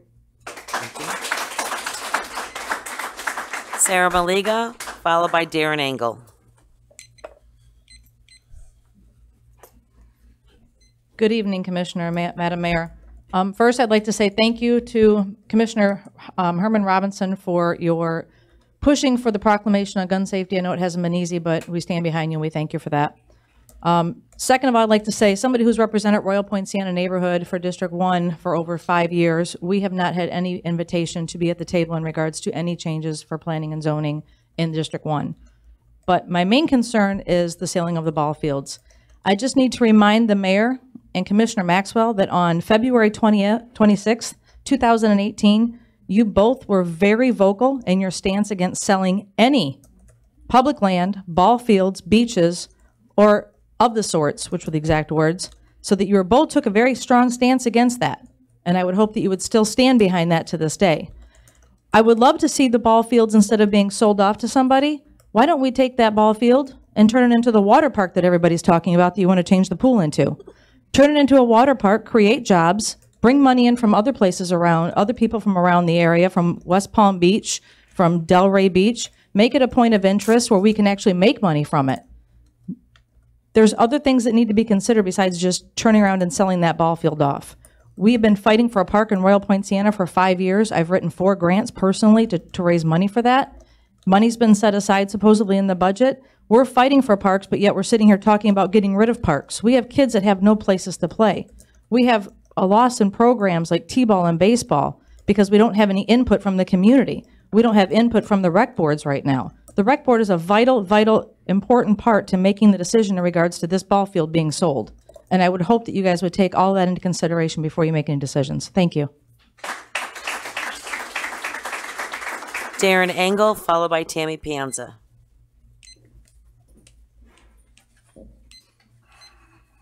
Good evening. Darren Engel, 328 Ocean Breeze. Tonight I'm here speaking on the behalf of the Bryant Park Neighborhood Association. I'm going to read a letter that was emailed to you today. Dear Mayor, Dear Mayor Triolo and City Commissioners, the Board of Directors of the Bryant Park Neighborhood Association have unanimously voted to issue a communique with the City Commission with respect to the proposed comprehensive plan being considered and the anticipated changes to the future land use map for the City of Lake Worth. We would like to express our opposition to the increase in density proposed for the section of Bryant Park neighborhood on the east side of South Lakeside Drive from 2nd Avenue South to 4th Avenue South. We strongly believe that any proposed increase in density south of 2nd Avenue South is out of character with the built environment with that part of our neighborhood. The southern half of our neighborhood is predominantly single and 2-family homes, occasionally with accessory apartments.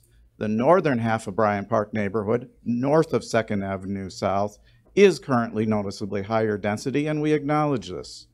The proposed increase in density contradicts with the compatibility with the adjacent historic properties. Additionally, the 2 subject blocks contain designated historic structures, and density changes places the existing designated historic buildings at risk. Furthermore, city staff did not reach out to the neighborhood to get anyone's feedback on the future land use map. Yes, the comprehensive plan was discussed. The future land use map was never shared with any of our neighbors. We respectfully request that the mayor and the city commissioners vote against increasing the density for this section of Bryant Park neighborhood. Thank you. For the following reasons, I'm going to add 6 reasons bullet pointed. Proposed density increase, potentially doubling the amount of units and massing allowed. the future land use map change is the key for easy rezoning approval that allows an applicant to rezone by rights. Is that my time?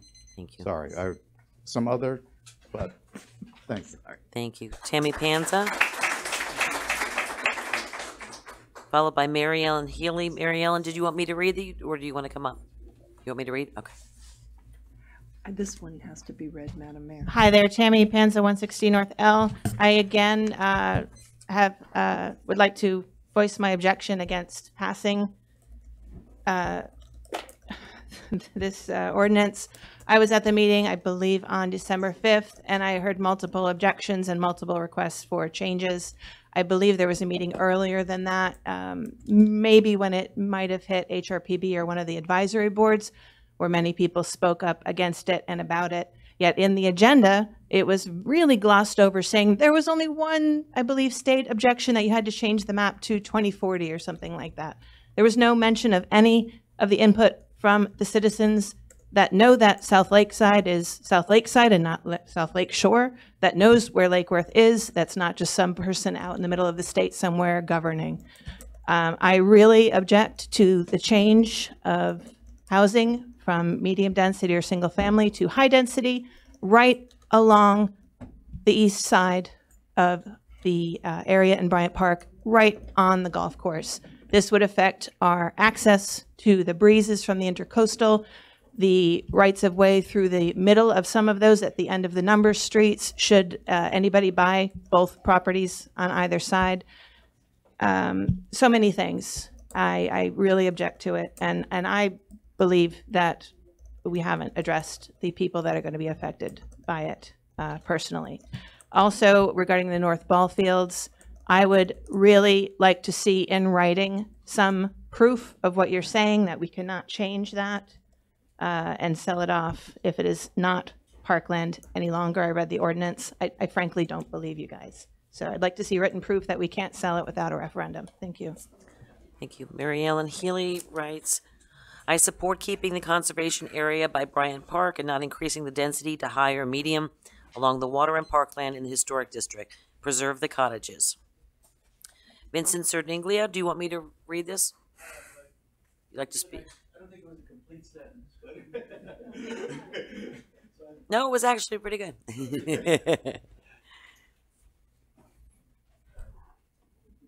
Vincent Cerniglia, 323 South Federal. I was looking at the maps this morning, and what's striking is that the paucity of green, and that is parkland in Lake Worth. There isn't a lot of it, and it would seem, and if you really include the waterfront, which includes the golf course, half of that is underwater. So I don't think that green should really be blue. So it gives a distorted appearance of how much parkland there isn't, and I think that's the big thing.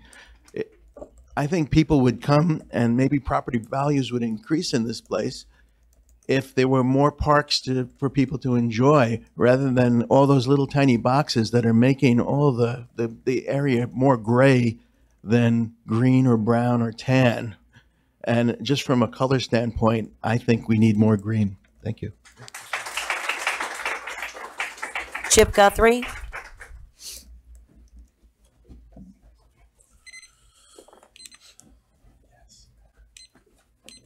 Good evening, Chip Guthrie, 823 South Palmway. I've spoken to a few of you, sent an email. My main objection with the future land use is the process by which it's taking over. It appears very obvious that the end result is to sell the parks north of 22nd Avenue, because this is what we're saying has to be done in order to future do that. The same thing would have to go if the citizens brought it up to you tomorrow and said that we think that we could use better, have better use of the parks up there, and we'd like to see it changed or sold off for a particular purpose. If the residents came to you and said that, the very first thing that would have to be done is you'd have to change it in the future land use. So this is the beginning of the process that brings it to the area where somebody might be able to do that. one of the main reasons that Mirasol was able to build out in the middle of the swamp, they call it mitigation. Now, you might be able to come to the citizens of Lake Worth and say, look, because we have a very good plan, and I actually like the plan because I understand we're trying to get over to the canal so that we can utilize that for future prosperity for the city of Lake Worth. I understand that, but in order to mitigate that, you take that 24 acres and make a park in Tropical Ridge, or make a park in Royal Point Sienna, and at least, and what I'm, the pattern seems to be overwhelming here, is that we're not going to the neighborhoods and getting the input. We're not going to the Neighborhood Association President's Council and bringing this plan in front of them so that they can take it back to their neighbors. What I am seeing is something that appears, that it's not right up front. They didn't say this to begin with, that we're talking about a referendum in the future. This was, oh, this is nothing but a land. No, look over there. There's nothing going on.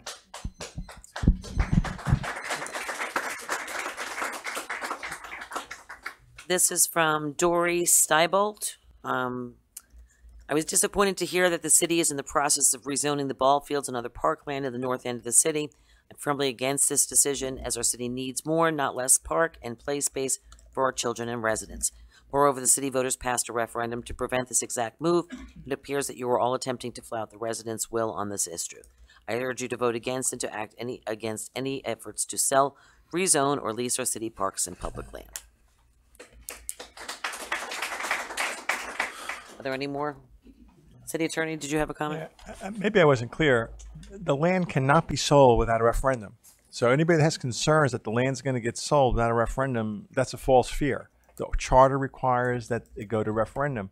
And there's a decent likelihood from the Quiet in the chambers, please. The conversations we've had that there'll be some kind of master park plan developed, and perhaps the proceeds from that sale would go to acquiring parks in the areas you all are talking about, improving parks. But, there needs to be money to do those things. And my understanding is the sale of that property, if it's sold, this is only not even half a first step towards that, after a referendum, then you can condition how that property gets proceeds go to. So I just want to make it clear, it cannot be sold without a referendum. So people will have a chance to vote on it if that's the path we go down. This is only a future land use concept, really a plan. So just wanted to clarify that. Commissioner Amoroso? No, I'm all right. Commissioner Hardy? Sure. Mr. Sheriff, could you distribute some of these maps? I understand it was placed on the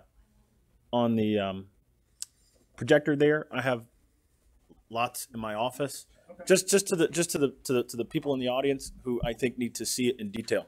So, what this map? First of all, this map should infuriate. I'll wait until a few people get it, because I think people need to get it. They need to pass it around. They need to look at it. They need to take it very seriously.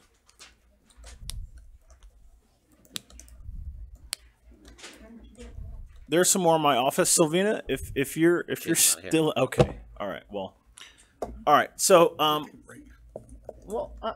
in the middle of an item. You can go. So this map, in my opinion, should infuriate every person in this room. And it should embarrass every person in this room, because basically what this map says is that out of 11 census tracts here in the city, 9 have a poverty rate that are greater than Palm Beach County's poverty rate. 8 have poverty rates that are greater than 20%. 1 census tract, which is my neighborhood, well, the neighborhood that I used to live in until a few months ago, and we can get to that. 1 has a poverty rate that approaches 50%. Now, what you should know is that this map is a vast improvement over the map 5 years before that, 5 years before that.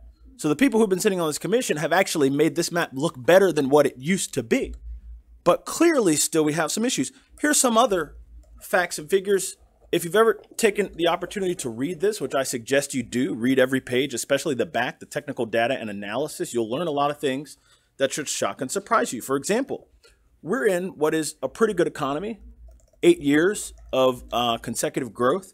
Our unemployment rate is still twice that of Palm Beach County's. Our household income is about 40% less than that of Palm Beach County's. Our population will actually still grow at a rate that is slower than that of the rest of the counties.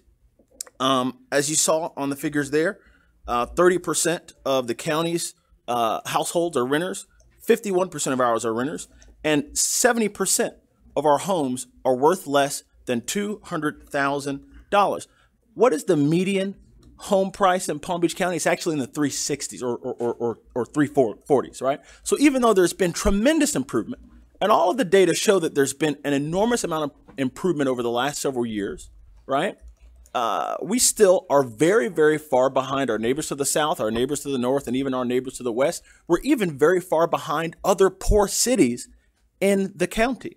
And that's very, very important. So, you know, why am I running down, you know, all these lists of facts and figures that are kind of embarrassing, you know, about the city of the city of Lake Worth? Well, basically, people ask us, right, like, why do we have a hard time attracting investment to the city, right? Why can't we have nice things? People say, why can't we have a Chipotle, right? Why can't we have, you know, some of these mid-tier, upper-end places that you know, folks in other cities have?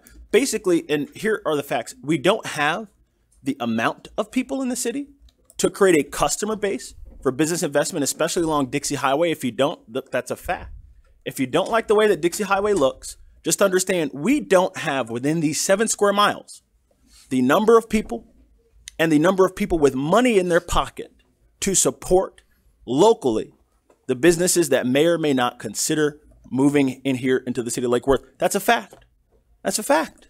And this map is visual evidence of it. The data and analysis in this 700+ page comprehensive plan shows it. And so, you know, here's the thing. I just went through this process of moving within my own district. Everybody knows my district is north of Lake Worth, west of Dixie Highway, okay? Now, I came here, I moved into the city. I was a property manager for a local nonprofit, and so I moved. And I said, where do I, a person 28 years old, I have a degree, I'm a professional-ish, depending on how the state of Florida treats teachers, where am I going to move within my district? Now, most people my age who don't have kids, who aren't married, we're not ready to buy a home. I'm not ready to buy a home, right? Okay, so I'm not going to live in a single-family home. I'm also not going to rent a single-family home from some random landlord. I know we have issues with that. I'm not going to do it. I'm also not going to live in an old, you know, apartment building that was converted to a condo in 2005 when everything was hot that has a wall unit in each one. I'm not going to live in an $800 a month efficiency. I want to live in an apartment complex that's professionally managed, that looks nice, that's decently new, where I can at least get wood vinyl flooring, maybe some countertops that aren't made of paper.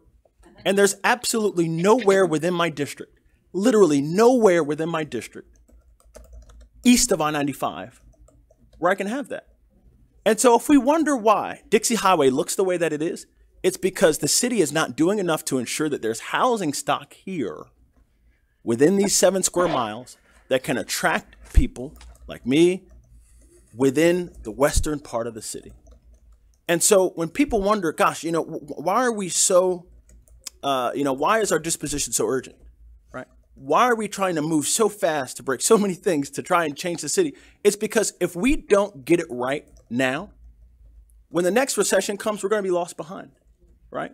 Boynton Beach is doing things. West Palm is doing things. Delray's doing things. Even Lantana's doing things. You know, Boynton Beach has a $500 million project to create a downtown out of virtually nothing. And we have serious issues making changes to try and figure out what we can do to move forward. And so that's one of the reasons, for example, why I voted for the Flume the first time. It's one of the reasons why I voted for the comprehensive plan, because I think there's a lot of evidence that just says we don't have enough right now here in the city to become what we know that we can become. And, you know, this map it's a serious challenge, fighting poverty. How are we going to do it? We're not going to get people with a lot of money to move into old homes that aren't historic on the west side of the city. Obviously, we don't have historic districts because we don't have the critical mass of historic properties, right? So how are we going to get people with money to come in here and move to the city? We can't. We need to build new homes. And everywhere there's some sort of obstacle to new homes. We have a lot of sacred cows in this city, a lot. Whether it's height, whether it's setback, whether it's parking, whether it's floor to area ratio, whether it's this or that. At some point when you're poor enough, you have to just eat the cow. And so here we are fighting this huge challenge. It's like fighting Mike Tyson. And your coach prepares you. You train. You get in the ring. All of a sudden, your coach takes out a bunch of rope. And you say, what's that for? He said, oh, you know, we're going to tie both hands behind your back. Oh, my gosh. And then he takes out some ankle weights. He says, what are those for? Well, we're going to put those on your ankles. You say, well, why am I doing that? And your coach says, because that's what makes us unique. we have to figure out how can we really solve this problem? How can we solve this problem? It will require changes.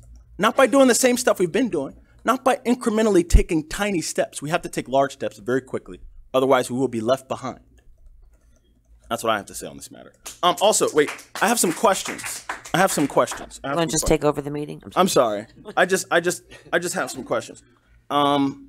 Actually, one other issue, and the city manager knows because I've spoken with him about this a few times, especially over the last several months. I'm hoping that we can open the soccer field up to public use. The reason why there's a fence there is because, as you will find in other cities where they're just open soccer fields, sometimes adults just take over the field. And if you don't have, for example, a no trespass set up, there's nothing to tell a bunch of adults who love soccer, right, leave and make way for the kids. There's literally no way to do that. So we set up this permittable system where, okay, you got to go to the city and get a permit. It's clunky. I don't know that I like it. Let's open it up and see what happens. That's kind of my feeling. I know in basketball, internationally, there's a very well-established etiquette. You go to a court, you ask who's got downs. Okay, maybe 2 or 3 people have downs before you. Maybe, you get next and you pick anyway. I don't know if that etiquette exists in soccer, but I hope so. And let's trust before we restrict. Same thing goes for the playground. The playground has no lighting, which is why the playground is not open all the time. So if a kid goes on that playground, for example, after dark, it's an issue. So my understanding is that the playground is opened and closed at sunrise and sunset. And if it is not, that needs to be addressed, Mr. City Manager. We've discussed that in private before. The ball fields, I think the same principle that I advocate for with the soccer fields should apply to the ball fields. If people want to play ball, let them play. If it becomes an issue with people overrunning the ball fields, so be it. I have 2 questions, and this is something that has been said about this. William, if you could just give me a quick yes or no. Is changing the future land use on the ball fields, does that amount to an entitlement? No. It does not amount to an entitlement. Okay. Thank you. An entitlement is something that you have by right, correct? Yes. Okay. So unless someone can by right develop the field on the basis of a land use, of a future land use map, which isn't a law, it's a policy document, correct? So it's not at all an entitlement. Anybody who says an entitlement, anyone who says it's an entitlement is speaking in error. Yes. Okay. Quiet Okay. in the chambers, please. Quiet in the chambers. I have another question about density in Bryant Park. William, you're aware that we have many historic districts in the city, like Worth. 6. Okay. Can you talk to me about how the land use change, the future land use change in Bryant Park, how whatever would go there in the future would have to fit within the historic look and feel of the area, and not just the historic nature of it, talking height, density, all of that stuff. What are all of the obstacles to putting something there that completely doesn't fit, even if you change the future land use? Well, that's a big question. The land development regulations that we put together back and adopted in 2013 took into context what Lake Worth was like when it comes to height, mass, bulk, setbacks, building orientation. And we looked at it from an historical perspective, not a historic preservation perspective, but an urban design perspective. What types of buildings generally are compatible and would fit in harmoniously in the city? That's the first level of what the LDRs do. And in this case, that area is zoned multifamily 20. The future land use proposed change might allow it to go to multifamily 30 or 40, which in essence is just allowing more units in essentially the same size box. We are working on design guidelines now, which you will see probably later this summer, about it does not dictate what architectural style, it does dictate how the building is situated to be in harmony with the overall flavor of the historic district. As Mr. Engel did mention, he's the chairman of the Preservation Board, there are some contributing properties there. There are also some aberrations there there's a 5-story building there that's sitting there sort of out of context. that would likely not be allowed, and the proposed changes wouldn't allow a building that big to be built there. You'd have to prepare a proposal that meets the LDR requirements of setback, height, mass, bulk, but also take into context how it would orient itself and have a non-negative impact on the historic district. It may not be possible, but the future land use change would allow someone to investigate that possibility and bring it forward as a possibility, and it could be either taken or denied by the Preservation Board, or possibly by you as a City Commission if it came in as a planned development. But there are quite a number of hurdles to go through. There's not much potential there for wholesale redevelopment, but the city does have a history where we have relocated or moved historic buildings to facilitate something else happening. That's not out of total character with preservation dictates across the country. We did see that as one unique area that would allow potentially a small number of very high valued properties to be placed in service that would add to the tax base, and that tax base would not be going to the CRA. We don't have many options to do that. And then one final question about the right-of-ways there that kind of go into Bryant Park, right? Would those be affected by any future land use change? No, they're rights of way. Thank you. Okay. Growing up as a kid, my mother would always say, when I was a teenager, and you know when you have mom and her daughter, and there's that time when you turn a teenager and it got a little tense. And my mother would always say to me, it's not what you say, it's how you say it. And I want to start from the beginning, where we were in the last conversation, at the last time we went through this. From a transparency place, I didn't like the way this thing went down the last time around. I think it went fast. It moved too fast. When we talked about substantial public input, I think Mr. Oblander you mentioned that in regards to it. There was not substantial public input. There were two maps, and it wasn't until someone put the one map on top of the other map to see where the pieces came together or whatever. I mean, it honestly, you know, when even I don't know until I'm sitting there in a meeting and I have to ask 50,000 questions about it and still don't get the answer that I want and can't understand the Bryant Park scenario nor the ball. I mean, seriously, I don't like the way in which it transpired, and that's why I voted no on it the last time. I understand, however, what, you know, which Commissioner Hardy was talking about. I mean, I've been here 6.5 years fighting those numbers to try to get them to rise up from the poverty levels, to know that we're worse than Riviera Beach when it comes to our poverty level, to watch and see things growing and getting better. And I get it. And I know that there are very few pockets in which we can do certain things. But one thing, and City Manager, please nod in agreement, because you and I have had some extremely heated conversations. And when I say it's not what you say, it's how you say it. There's an order in which things happen, you know, and when you're talking about the ball fields, I know, you know how many parents I've spoken to say, you know, how many people in recreation I've talked to that says, we're trying, we're standing outside of schools. We're afraid people are going to think we're stalkers. We're trying to recruit parents to teach and to coach and to do, and we can't get them to play baseball. Soccer, they want to play. Football, they want to play. Cheer, they want to do. Baseball, not so much. And the ones that are really good at baseball, they're going to try. I mean, I hear these different arguments and whatever.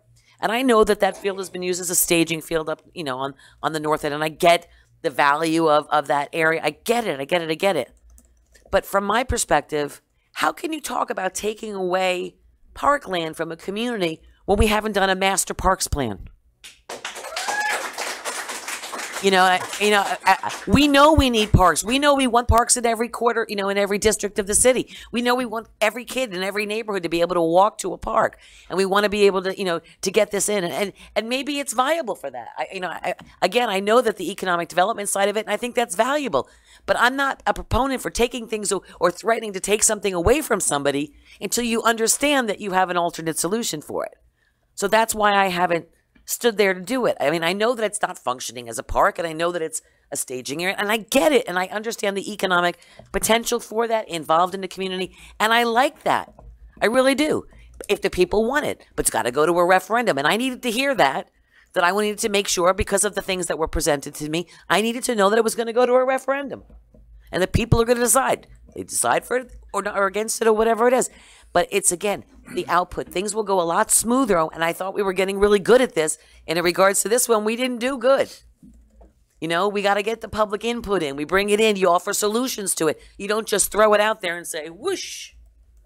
You know, people want to, and I understand that, you know, we can't always go back and forth with everyone, ask everybody's opinion, and we're not going to please everybody all the time, and I get that. And I am looking at the big picture. I am looking at where we can bring in new families and new kids and fill those parks and get those programs completely loaded. And we have some amazing things that Recreation is going to do, you know, that is working with other communities to get some of those programs back and filled and offer some new alternatives, and I'm really proud of them. But again, it's not what you say.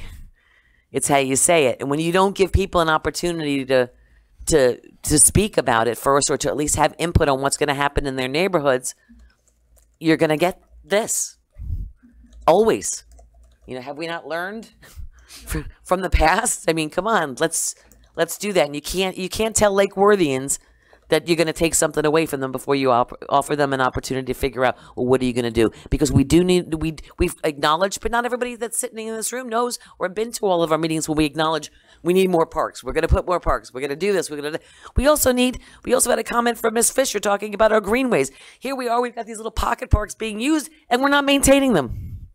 We've got fields that are dirt, you know, and we're not maintaining them either.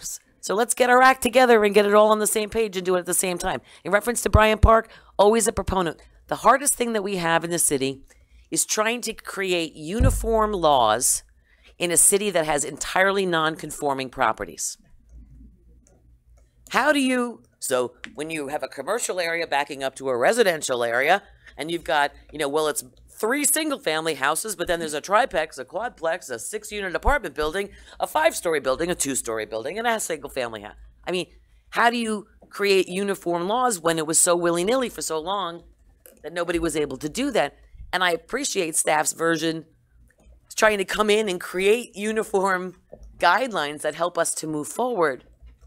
But until we get healthy and we see the influx of people and things start to develop, I just personally, you know, am in favor of, you know, when it butts up against single family, I'm single family.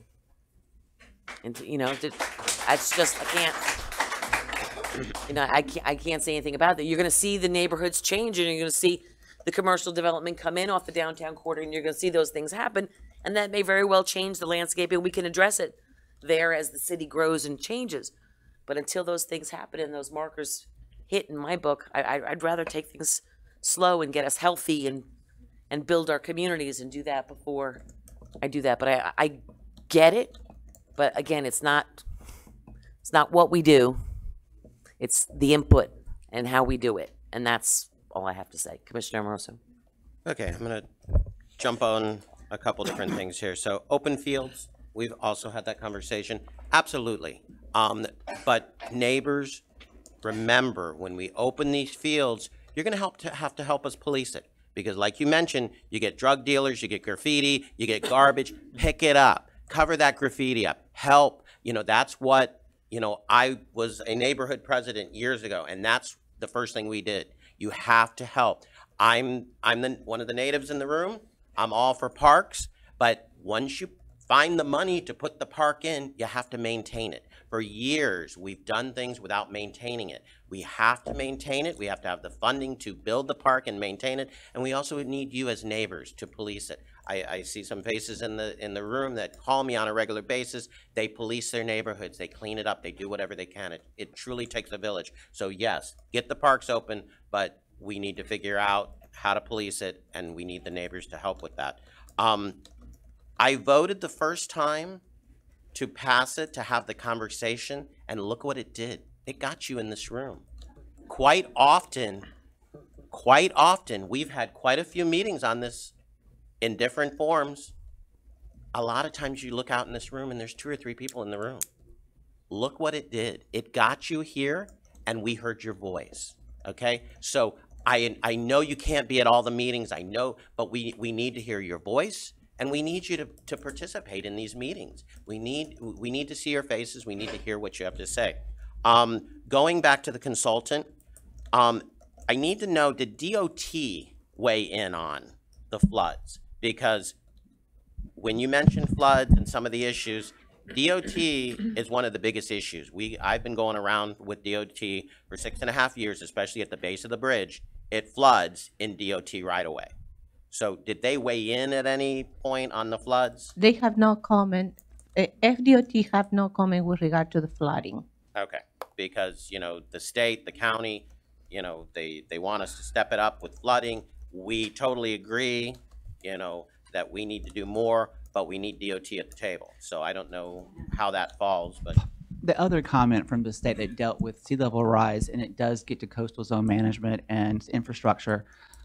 The comp plan, which is this next item, does address policies and goals that would set the stage for you to have an argument to FDOT or the state to do something. Right now, we don't have any. And that is really important. The document addresses those things so you can get to the table and say, this is a priority for the city. You're part of the problem that created the issue that we need to address. Put your 2 cents in, or in FDOT's case, maybe 3 million cents. But Okay, and then follow up on that. We heard from somebody that is a resident that works for, I believe she said, the county. Did the county weigh in on it at all in reference to some of that? Yeah, as I mentioned before, part of the transmittal process is we send the whole package to the state. We send also to the county, to Treasure Coast.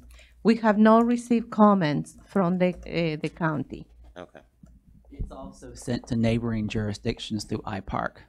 There are probably at least 15 or more different entities, either local, regional, or state, that have reviewed it, including South Florida Water Management District and the Lake Worth Drainage District. Okay. And then, you know, my big baby is the 2020 census. And we had the census up. Again, everybody in this room, talk to your neighbors. We need to be counted. These numbers that you're looking at are 2010 numbers. They've been adjusted. Are they updated? 2016. Dolores, you want to? Yes, thank you. For the record, Dolores Keefe, Economic Development Director. Those are from the American Community Survey. They are the most recent numbers from 2016. Okay, because that's what I was going to say, that they've been updating, but still, you can see that everything we've done in the last 6.5 years, and we've brought, you know, Lake Worth is hot. It's a great place to be. We've brought a lot of new tax revenue. Homes are sold for a lot more, but you can see these numbers. They're still not where we need them to be. But we, come 2020, the 2020 census, we need a better count of who's living in our city. It's not about undocumented people. It's not about gay or lesbian because they left us off the package this year. It's about people.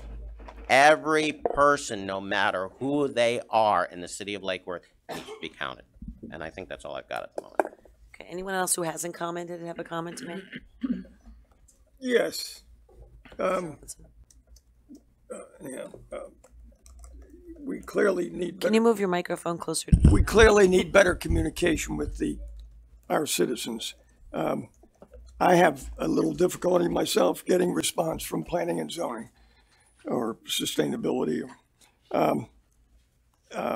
Growth will happen, and I'm all for growth. How it happens is up to us, including our fellow citizens. The election in West Palm clearly indicated to me that the influence of major developers, and that can happen in Lake Worth. I know no one likes to say developer in Lake Worth, but without growth, we're not going to have the downtown that we want. We're not going to have the demographics that we look forward to. I'm not in favor of moving this forward at this time. You know, we got this letter from the state in February 15th. Is that correct? And then we had March, which was seemed to come and go. So now we're in a hurry to vote. I'm not in a hurry to vote for this future land use. You know, Omari's story about when we're hungry, we're going to eat the cow. Well, once the cow's gone, then what? You know, I sadly watched the Simkin Trust for the library eat their seed corn, and that's gone. I'm certainly looking forward to planning and growth. I don't want to be in a hurry doing it. Clearly, if we have adults conflicting with kids playing soccer, wouldn't one of the answers be more fields? I just, you know,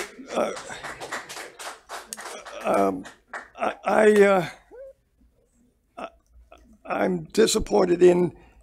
I voted for it because of the process, because I have faith in, maybe too much faith in our system, the process. And now the process seems to be working, and I'm glad for it. And I look forward to the future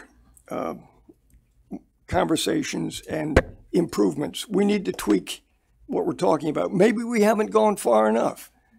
Maybe, you know, there's grand schemes in Lake Worth that, you know, once you consider the greater good of Lake Worth, we wouldn't be concerned about 2 blocks on South Lakeside, or you know, the sale of Dixie Highway, the development on South Federal Highway, I think need to come first before we start selling off our parkland. And once we accomplish that, maybe those people that are living on Dixie and Grand buildings and South Federal Highway will be glad for our parkland that we have. So I want planning and I want growth, but let's take it. Be very careful. I gotta think that if we're considering selling the land now, I wonder what it will be worth in 20 years. You know, Florida has its cycles of development, and I know that we're all excited about not wanting to miss this cycle, but Lake Worth is still going to be Lake Worth, and I want to make sure that it's the best for Lake Worth, and I don't think selling parkland is. So I look forward to improvements in the plan, tweaking the plan. You know, compromise is not a bad word, but I think that we can compromise. So I think we've talked about this, and I'm ready to vote. City Manager. Commissioner Maxwell actually had his light on. No, actually, you guys were before me. You did. Well, I just wanted to clarify on the ball field issue. Y'all kept bringing this up, and before everybody leaves tonight, I don't want anybody believing that that's the answer. The reason the ball fields are fenced off is you have soccer hooligans that travel the county, that have parties, that come up and they take over. The reason the ball field, you just approved spending $200,000 to replace the grass on those fields, because we have kids in programs, about 150 kids, that use those because we maintain them and keep them protected from the soccer hooligans. I'll take the fences down, but I'm not going to put $200,000 of grass down there, and you might as well kiss the organized program goodbye, because they're not going to want to play on a field that's wrecked. And y'all are going to come back in here and yell, why aren't you maintaining that field? And it's a vicious cycle. if you're going to do something, it needs to be well thought out before you take a rash action and just say take the fences down.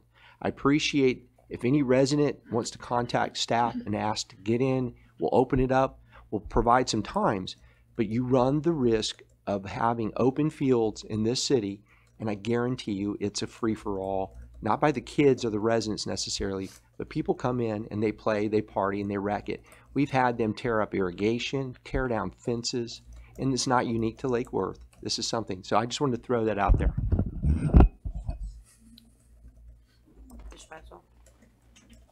No, he was first, but I'll. Well, I'm trying to get with everyone who hasn't spoken once or twice. Okay.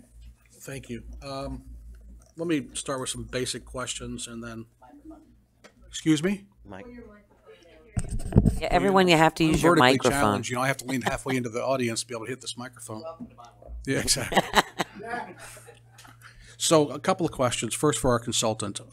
Did the state, in their comments, have anything derogatory to say about our parkland in terms of not having enough or anything along those lines? No, Was there any comments at all about No. parkland? no, there is no comment. The document is, again, is the ORC, objection, recommendation, and comments. They only have 2 objections that I comment about on the screen, and they have 1 comment with regard to workforce housing and affordable housing. No comments from the state with regard to parks. But there is a component of this plan that does speak to parks. Oh, yes, we have reviewed everyone. We have reviewed the level of service. There is, I don't know how many pages of data and analysis with regard to parks. We created a parks map. There was not a park map before. So we created, as part of this study, working with the staff, we created a park map. We also created 1 page per each park, talking about how many acres, what kind of equipment there is in each park. So there is a lot of information on the data and analysis with regard to parks. We also further review the policies. We suggested new policies. So there is a lot of material in the comprehensive plan with regard to parks. And the state and the other agencies are essentially blessing, saying that they approve our submission. Yes, and I'm just going to interject. What the document does have is a goal to provide a higher level of service, recognizing that many of our parks are less than perfect in terms of providing to the needs for the children and the residents of Lake Worth. They're also not located in the best location. So there is a goal to have a park within a quarter of a mile or a 5-minute walk in every single neighborhood. We didn't identify where those parks would be. And we've also, in the comprehensive plan, recognized that we must put together a recreation open space master plan, which is going to be coming to you as part of the FY19 budget request, to identify what are the levels of service in addition to what's in the comp plan, what types of parks people want, where can they go, and there'll be a price tag at the end. You did or didn't identify, I'm sorry. They will be. You did or didn't identify where they will be. We haven't yet. We do have identified where there are parks that are lacking, and much of the city's neighborhoods, as the woman just mentioned earlier, don't have a walkable park. There's also a lack of area in many of those neighborhoods to get the walkable park. So we're going to have to be aggressive in possibly in how maybe a park impact fee of some sort like Boca Raton has, which we can't do that until we have a basis for it, like the recreation plan, or encourage new development that reserves certain areas of their land for a park. But unless we can encourage a development, that's not going to happen. Yeah, I just felt the need to ask that question because I know the parks is a component of the comprehensive plan Yes. specifically. And I'm actually looking at right now at the recreation and open space element. If you open in that chapter, you will see there is a lot of underlines. Underlines means new language. So we have added many new policies. We have added a number of objectives, 1, 2, 3, 4 objectives. Where are you? Our books are Recreation not and open space. Hey, they're not numbered even. In the comp plan? Or Yes, in the comprehensive plan, the chapter that is strike through and underline. Trying to look at, see how many pages you have back on your, because ours is not marked. Okay.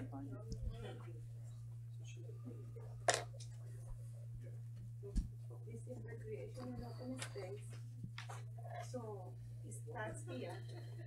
So all the things that are underlined, they are new policies and new objectives. Microphones and share with the public.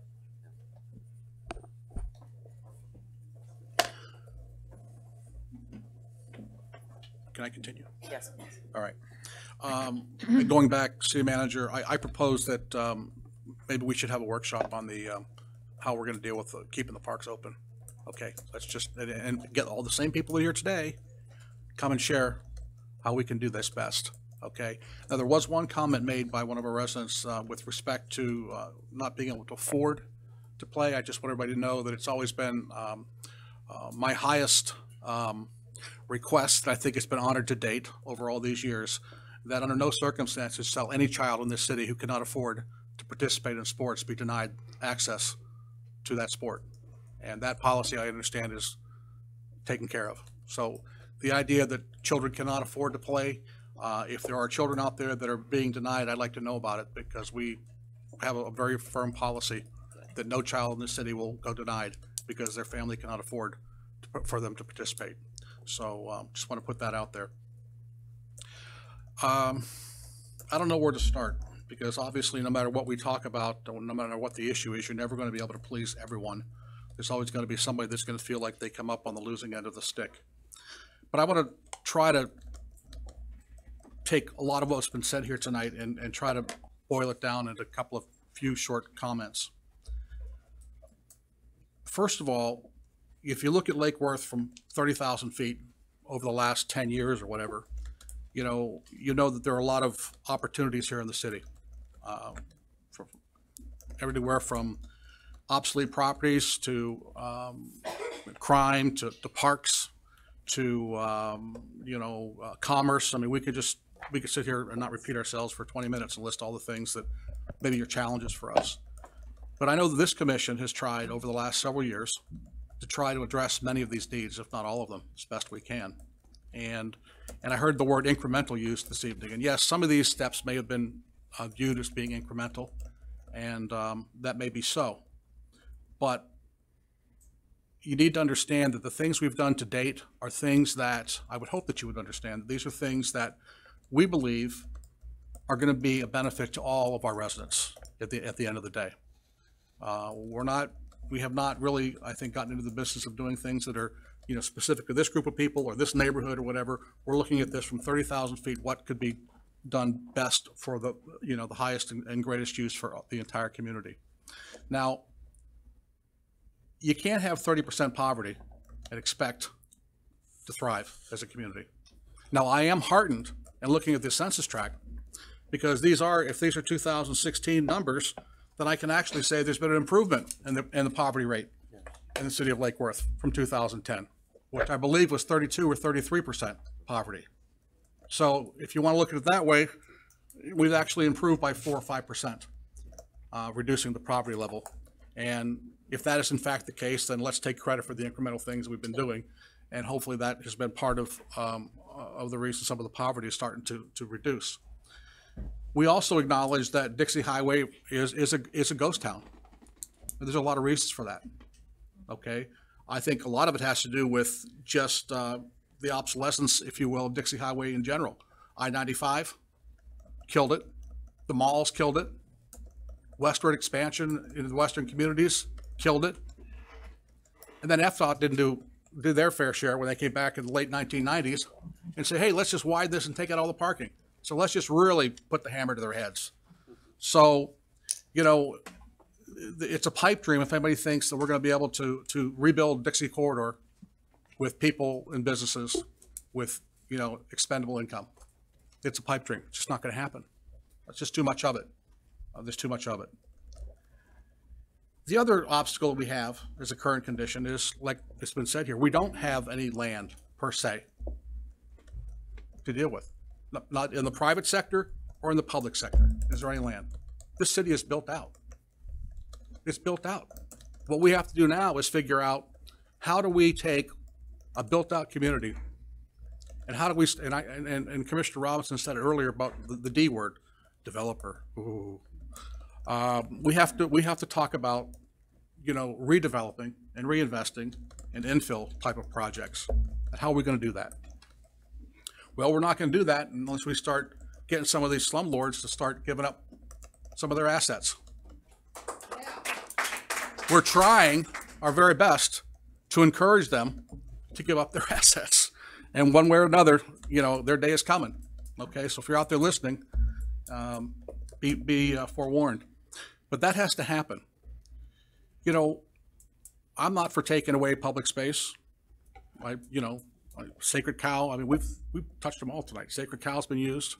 But I will tell you this, I used to play baseball on this tract of land. In fact, I broke my thumb playing baseball up there. And of course, they didn't tell me that at 35 years old, you probably should not be playing baseball. As strong as you used to be. But I see an opportunity. By the way, I voted against this initially, primarily because I wasn't real keen on the Bryant Park aspect of it. But I had a lot of other questions that I thought needed to be answered, and I have talked to the staff, and I think for the most part they've satisfied many of my concerns and my questions. But I will tell you that the only way I see us having any shot of enhancing the parks program is to come up with a funding source to build new parks. And I don't know where we're going to get that money. But if anybody in this room has an idea as to where we're going to find a pot of gold to build more parks, I'd like to hear it.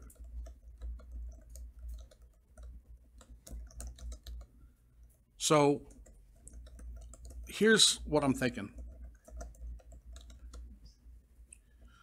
I might be inclined to change my vote under the following conditions. Number one, the master parks plan that's been discussed here tonight is an absolute must. An absolute must.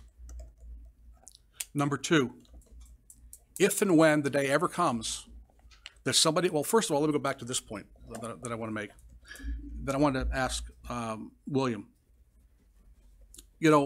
As it sits right now, if somebody were to come into the city and wanted to do something with, let's say, that the north end of the ballparks, north of 22nd. So let's say somebody driving through doesn't know Lake Worth from Adam. And they say, hey, look at this big piece of land. I'd like to develop this land. And they find out it belongs to the city. They're not going to be able to, they're going to call the city, and the city's going to say what? Can't do it. So they go on about their merry way. So the land continues to be lay there fallow. My understanding is that by changing the land use map, that if that situation were to happen in the future, then we might be able to have a conversation with somebody. Is that correct? Yes. You can have that conversation. And if that conversation ever came about, the only way that anything could possibly happen is if the folks in this room allow it to happen. That's correct. It's difficult for me to sit here and see much of a downside here. And here's where the second part of my condition for me maybe changing my vote.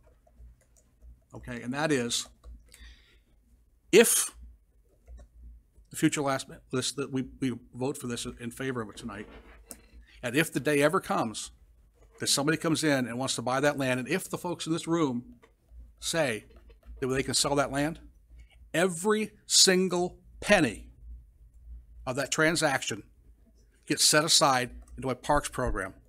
It can only be used to build new parks and to maintain parks.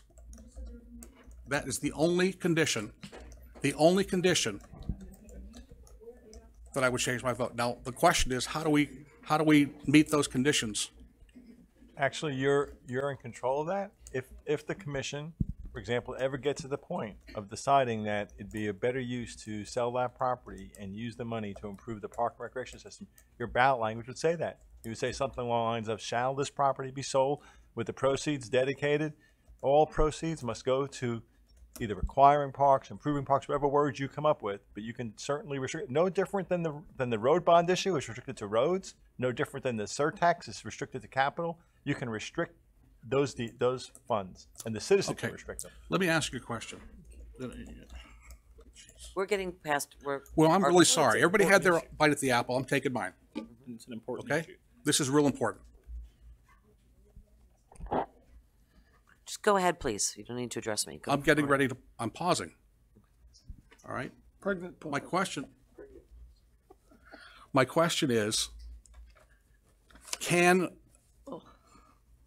this action we're taking tonight be made to include some of the things I've just talked about? And if so, can it be committed to writing? So we don't, there was somebody out here that said they didn't believe that, you know, because it's not in writing.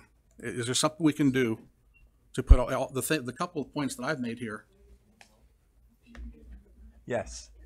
For example, if this were to be approved tonight, you could follow this up with a motion, make a separate motion that says exactly what you just said, that the city shall engage in a master park plan process within a certain day, within a certain time frame. You could have another motion that says, if that property is ever sold, it must go to a ballot. And then you could say, if that property is ever to be sold, that ballot must require dedication of the funds to parks. You can make those three separate motions, one after the other, if that's where the commission wants to go. Let me ask another question of William and city manager. Comprehensive Parks Plan, which I know I've been talking to you guys about this for 2 or 3 years. My question is, how long does it actually take to conduct the study? We've been talking with Lauren Bennett. It is proposed, the cost of it is being proposed in her budget. We feel that considering the amount of neighborhood input that's necessary to make it successful, it'll probably take about a year to do that plan. Okay, and what's the cost? Anywhere from $100,000 to $150,000. Is there any way possible that we can, put in, somehow do it this year, get it started now? That will be a question to ask finance. Well, here's what I'm getting at. Look, there's folks out here that are they clearly questioning our motives here, and I want to make sure that, from my perspective, that I try to address all the things that I've heard here tonight. Okay, and if I can walk away, if we can walk away this evening with a commitment, an absolute commitment to the master plan, an absolute commitment that is going to the ballot, an absolute commitment that the money is going to be used for parks. I'm hoping that would, you know, I don't know, I'm hoping that would benefit the community. I don't know. Any other thoughts on my comments? Commissioner Hardy? Certainly. I guess, let me try to go from most trivial to least trivial. First thing I'll say is let the soccer hooligans materialize before we restrict the use of public parks out of fear of supposed soccer hooligans. Look, I've been playing in parks since I cannot even remember how long I've been playing in parks. So I know how people act in parks. I know that these people exist. Let them if as you feel, if as your experience suggests, there are people who would treat our parks with disregard, first of all, to the actual parks themselves and to the children, you know, that the parks are, you know, meant for. Let these people come. Let our residents who have tremendous hope in the people who live here in the city and tremendous optimism in the people here in the city, let them be proven wrong before we preemptively restrict the use of parks. Just let's see it happen first. If it happens, then Mr. City Manager, you'll be able to come here and stand in this room and say, told you so. If not, then we'll all be happy, right? Okay. Next. Look, the state, in my opinion, I understand that there's some very detail-oriented people at the state, but they are remote bureaucrats who don't understand the city. And so I'm not necessarily looking to the state for guidance as to what we should do with our city here. I feel that way about home rule. I feel that way about our legislature. I feel that way about our governor. I feel that way about the bureaucrats that work in Tallahassee. I'm not, you know, really about the fact that, you know, the state didn't say anything. Look, I think there's this idea that by changing the future land use at the ball fields, it precipitates immediately a sale of the park, right? Or even in the near term, a sale of the park. And that's not true, right? I think the city attorney outlined that there are multiple steps that would require the approval of the public before anything like that happens. I just want to say that again for the 50th time. Changing the future land use does not come close to guaranteeing the parks will be sold. It does guarantee that we can have a conversation about what is truly the best use of the park in all universes and all worlds. What does that look like? But okay. The last thing is I don't think it's a pipe dream to say that Lake Worth can support its own Dixie Highway. I'm not going to succumb to that kind of defeatism that says we can't be a city that has enough people with enough money in their pockets to support our own Dixie Highway. Go down south, there are cities that support their own Dixie Highway. Go up north, there are cities that support their own Dixie Highway. We don't have the housing stock to attract people to come into the city unless they're at a certain stage in life. We have very little of that. For example, take our own downtown. Outside of the Lucerne building, where would you live on Lake and Lucerne? Absolutely nowhere. There's literally in our downtown nowhere to live on Lake and Lucerne outside of the Lucerne building in our downtown. I'm talking about between Federal and between Dixie Highway. Between Federal and where would you live? on Lake. On Lake. On Lake. On Lake. And Lucerne. I'm talking about facing Lake and Lucerne. Lucerne. I said other than the Lucerne. No, across the street. Across the street on Lucerne, there's several other apartment complexes. There's apartment. Facing Lucerne. Okay. All right. Well, I'm wrong. Yeah, that's what I'm talking about. Between Dixie and between Federal Highway, there's nowhere to live outside of the Lucerne building. Yes, there are. Between. Well, let's talk about. Okay, you know what? Let's move on. Forget about it. Look, the point is we don't have enough people living in the city. We don't have enough people with enough money in their pocket to support the business activity that we would like to see in the city. I think the evidence of that is Dixie Highway itself. If that were true, Dixie Highway would look different. Unfortunately, it doesn't. And so it is what it is. The other thing is, and look, I grew up playing sports, played basketball, played a little bit of football when I was a kid. I was the captain of the basketball team. I understand parks are important. I understand sports are important. Okay, I don't want to be Rick Pitino coaching the Boston Celtics and saying Larry Bird isn't walking through that door, whoever isn't walking through that door, McHale isn't walking through that door. But the fact is that the NFL has to run ads begging children to play outside. I had a field day for my kids. They stood on the side and went on Snapchat and did their selfie thing rather than going outside and playing with balls. It's 2018. It's 2018. And so as much as I would love for the 70s, 80s, and 90s, the 90s in which I grew up to come back and for children to have the interest in the things that I enjoyed and for that nostalgia to be fulfilled in future generations, it might not be. And we should perhaps consider that when we go ahead and consider what it is that we're doing. We need a master parks plan, support it. That being said, I made the motion. I'm going to amend my motion. Can I amend my motion? You'd have to. I made the motion. You'd have to rescind your first motion, and this person who's second. I guess my only caution would be those other items we talked about should really be separate motions. Is that what you're trying to roll them all into one? No. Okay. No. May I amend my motion? Can I make a specific motion, I guess, to say I would like to approve the future land use map with the exception of the future land use changes in Bryant Park and with the exceptions of the future land use changes on the ball fields north of 22nd Avenue. Can I make that amendment? I think the first motion that's currently pending is either going to be voted up or down, or you're going to rescind it, or you're going to withdraw. You wouldn't really amend; you'd withdraw your previous motion. Okay, so could I? You'd have to withdraw and then make a new motion. Okay, my second would have to withdraw. Yes. So make a motion to rescind your motion. I move to withdraw my motion. Does this person who seconded rescind their motion? Yes. I move to approve the future land use with the following changes: that the ball fields north of 22nd Avenue, that the future land use not be changed for the ball fields, and that the future land use for the 2 blocks in Bryant Park not be changed. Is there a second? Is there a second? Is there a second? Is there a second? Will this constitute a second reading of this amendment? It would have to come back as a second. No, It would have to It come back. wouldn't, it would No, be, you could- no, you'd it would be be okay. approved. You'd be okay with this? You're okay with this? Every other change, which is apparently uncontroversial. Okay, hold on. I'm waiting for a second. Well, I'll second it. I'm just astounded that we can pass it requiring a second reading, then we can change it and not require a second reading. City Attorney, one at a time, please. City Attorney.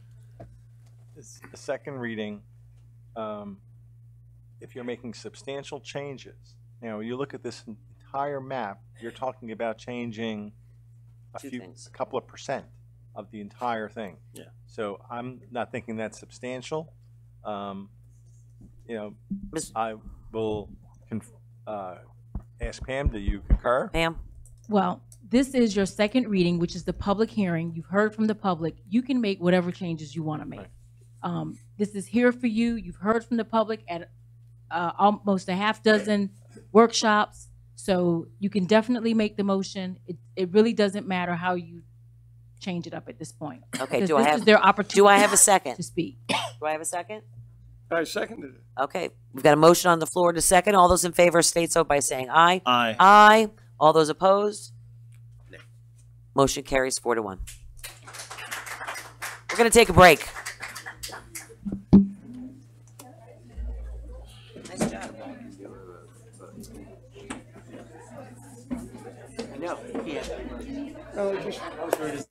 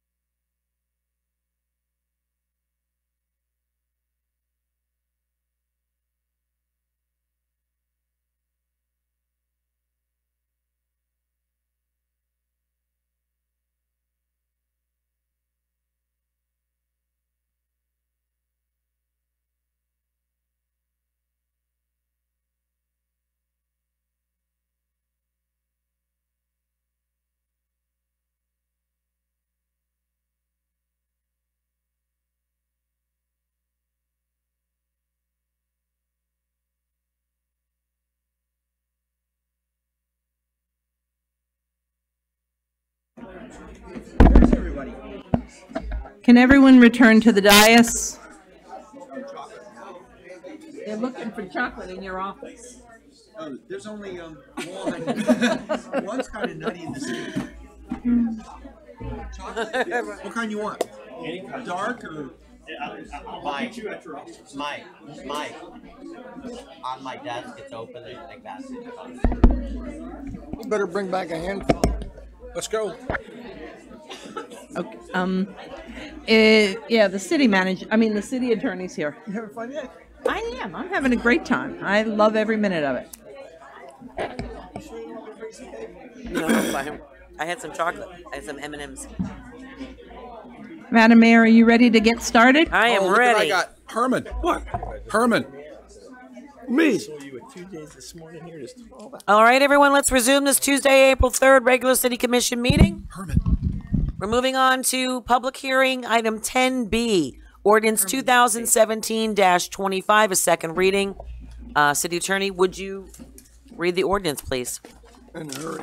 Yes, I will. Ordinance number 2017-25 of the City of Lake Worth, Florida, amending the city's comprehensive plan to adopt evaluation and appraisal based amendments pursuant to section 163.3191 Florida statutes, which provides for a comprehensive update to the goals, objectives, and policies of all elements, including revised text and maps necessary to update the data and analysis of the comprehensive I plan. think she's in a parade. What's that? You want to take a breath? Providing that the text and maps as amended shall replace in full the existing text and maps and all amended elements, providing for transmittal to the State Land Planning Agency, providing conflicts costs, severability costs, and providing an effective date. I'll entertain a motion. Seconded. Seconded. Okay. So how does what just happened affect this? The map that you were, Hold on. Let me just get my answer on my question first. the map that you just approved will be incorporated as the revised map in the transmittal back to the state. So it changes one map and the whole set of map series for the comp plan. Commissioner Hardy? Yes. When we spoke last about this amazing document, and it is an amazing document that was very well put together, I applaud you guys on it. It is significantly better than the one that is in effect right now. I had one objection, and that was in the education element, and it was about charter school language in the education element. So my objection was, and I just want to go back to and I can't seem to find it here because I didn't tab it in this new one, but basically anything that says we would support the establishment or plans or development of, or in any way, any charter school, I would like to be removed from the comprehensive plan, and I just have to be honest and telegraph it here. The plan cannot get my support if it has language in it that says we're going to help charter schools locate in the city. So there's still some language in there, and I'm trying to find it. I did not tab it. Let me just... Commissioner Mark Stivers with Planning and Zoning. It is policy 10.1.1.3. Yes, can you give me a page? I'm sorry, I just... If you go to the very first section of your notebook, the one that doesn't have the underlines and everything on it, it's the education elements, chapter 10, near the back. It's page 1 under chapter 10. Here we go. Right. The pink. Is there a way that we could just amend or pass this with like a motion to amend the document to strike out policy 10.1.3.3 and thank you, to strike out the word charter schools in policy 10.1.4.2, and in addition to that, to insert a word in objective 10.1.2. As such, the city shall advocate for its schools is the way that it currently read. I would like to insert the word public schools. My only comment would be that we have, outside of charter schools, some fairly prominent, well-established, well-regarded private schools, Sacred Heart being one of them. Just FYI. Can we...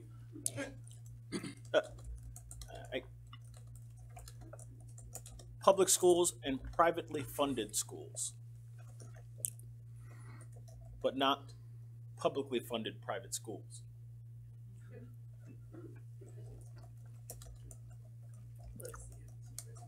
Is that a state issue?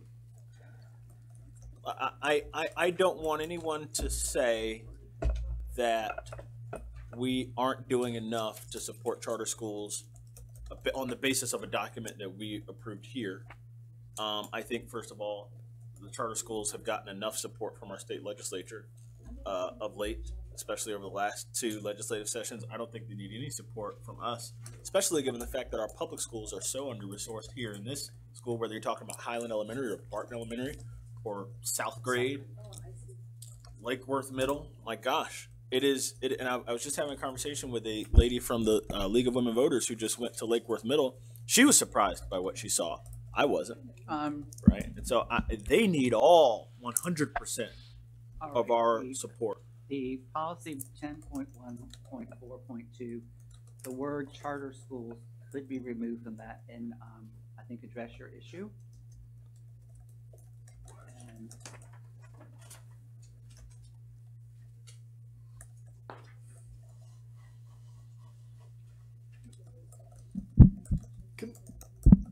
and that would deal with the last part too. So if you just remove out of that list, it's on page 3 of education, policy 10.1.4.2, just the word charter schools and a comma, that would get at what you're talking about. Right. Do I need to make a motion or 3 separate motions, or can I make one motion? We would have to rescind the original motion and the second. You could ask the first person to amend their motion. I ask Commissioner Amoroso to amend his motion to make the changes that I've described here, striking out the word charter, the 2 words charter schools and the comma in policy 10.1.4.2, eliminating entirely. Well, no, I don't want to eliminate the entire policy 10.1.3.3, but the part where it says including but not limited to the implementation of a charter school program, that needs to that entire 2 clauses have got to go, and the insertion of public schools and privately funded private schools and objective 10.1.2. The policy 10.1.3.3 could just end at opportunities. Right. But I didn't make the motion. I tried to, but I didn't. It doesn't preclude the city with working with charter schools to come here. It doesn't preclude us from allowing a charter school. It just doesn't make a charter school a priority, making those 2 changes. Okay, because if you remember my conversation the first time, just because you don't help fund charter schools doesn't mean all your money's going to the other. I still don't agree with the way we fund or do not fund our schools. I think we're very behind, and again, I remind you, the only A school in the city of Lake Worth is a charter school. Doesn't mean I necessarily support charter schools, but reiterate that that does not mean we could not have a charter school. We are just not making charter schools priority. Is that what you said? That's what it was saying. Okay, so move. So you've I changed, amended the motion, and the second was, who is seconded? I guess I would withdraw my second. No, you would You second would the amendment. second his amended. Yeah. You would second that emotion. So I would second that amendment. Okay. Commissioner Robinson? I'd just like to point out that we talking about changing demographics, or the importance of demographics, or the bringing in of more people, and education is probably the first thing they look at when they're coming to any community. Education above anything else. And I'm not public education is the ultimate responsibility of government. And when we start failing that, which we do, it's the downfall. But Assuming that doesn't change anything in regards No. to the amendment, okay. Right. And also, North Grade Elementary is an A-rated school as well. And Sacred Heart is regarded as one of the premier Exactly. Yeah, it's important. elementary schools of the diocese. Yeah, sure. So, Well, Again, it doesn't, we've already recognized that it doesn't change anything, so well, we've got the motion. I do have a question, though. Okay. Silly as it seems. What would happen if this motion goes through with this language stricken, what happens in 6 months or 6 years when maybe not this commission, but another commission steps up and says, you know what? The city would like to have its own charter school. Sponsor its own charter school. Would that preclude the city from doing that? The way that the language is written would not preclude the city from creating and funding or soliciting the creation of its own charter school. We've got a motion on the floor and a second. Any public comment cards? There were several that were I A and looked, B. those people are gone. The only ones that had a definitive A and B are Sarah Maliga and Darren Engel, and both are not And present. I think Tammy Panza. Tammy? She's not here She's either. not here either. Tammy Panza, oh, it's 10B, yes, you're right. Okay, that was the only one, Madam Mayor. Okay. We've got a motion on the floor and a second. All those in favor state so by saying aye. Aye. Aye. All those opposed? Motion carries unanimously. All right, now, remember, we moved to new business, item G from the consent agenda. And that was agreement with Safe Built Florida LLC to provide use and occupancy inspections. Vice Mayor, you asked that to be moved, so did you want to lead the discussion? Yes, I just want William to talk a little bit about this because when we were going through the vote of spending our CDGB funds on code, and I did not vote for that, William had made mention that something like this would be coming forward, and I just want for the record that this is moving forward. I totally support it, and I think it's going to help with a lot of our code issues, and that's what I was trying to get at. I wish I would have seen this, or we would have seen this prior to making a decision to spend CDGB funds. You know, I think this will help. Well, as the item was moved to new business A, I'll need a motion in a second. So moved. Moved by Commissioner Hardy, second. Second. Seconded by Commissioner Robinson. Thank you. Continue. You've actually made 3 decisions that move this forward. One was the budget amendment that was done at the last commission meeting, set forth the money to provide this service. You also authorized our department to make application with Jerry Kelly to move forward the CDBG funds to hire 2 additional code compliance officers to focus in the neighborhood target areas and the heat areas. The portion here will provide funding or allow us to hire 2 code compliance officers to do the major bulk, probably 90% or more of our use and occupancy inspections, which total around 2,500 to 3,000 inspections a year. That would then free up our officers that we have now, all 9 of them, to spend all of their time on code compliance unless they have to backfill or do an emergency use and occupancy inspection because of our lights on, lights off policy. It will come back to you again for another approval for FY19. This only gets us through the end of this fiscal year. The one thing that I'd like to ask, if we could have, you know, some updated reports now that we have a full complement of code. I know Lori has been, you know, working with Yolanda, moving things. Can we get, you know, more updates on where we are with the code, especially the 2 officers that are under the contract? That we're paying $65 an hour for. The ones that you haven't approved yet, but you're approving imminently. Correct. Okay. Okay. If we could, because in the backup that we got at the last meeting that was they were approved, we didn't have details other than board and security. You know exactly what they were doing. I'd like to see. All right. What we're doing. What you've just described is the CDBG program. Correct. Those officers will not be on staff until maybe January. Okay. But just know that I'd like to know what they're doing and what the complement and how they're working with our regular code. And we can give you an update as to what we have been able to accomplish or will be able to accomplish from here to the end of the fiscal year. We'll definitely be talking about it during the budget process. And we do have our first series of second quarter information. And so, and things will definitely be picking up during the summer now that we have a full complement of code compliance officers. Great, thank you. Commissioner Robinson? So the real cost is $250 a year, not, it's $250 for, It provides, they come in full service, car, computer, everything they need. Gotcha. Got a motion on the floor in a second. Do we have any public comment cards? No, ma'am. Seeing there are none, all those in favor state so by saying aye. Aye. Aye. Aye. All those opposed? Motion carries unanimously. All right, moving on down. Do we have, we have one item on the electric utility? So moved. Seconded. Second. All those in favor state so by saying aye. Aye. Aye. All those opposed? Thanks for coming in. Thanks for coming in. Nice to see you all. Happy Always a birthday. pleasure. All right. Hey. Moving on down. City Attorney, do you have a report? Yes. I What was that? Quiet in the chambers, please. Quiet in the chambers, please. We still have a meeting going on. Thank you. City Attorney? Madam Mayor, I regret to have to tell you this report because it involves a violation of the Sunshine Law and the Public Records Law by someone that's on the chairman of the Financial Advisory Board.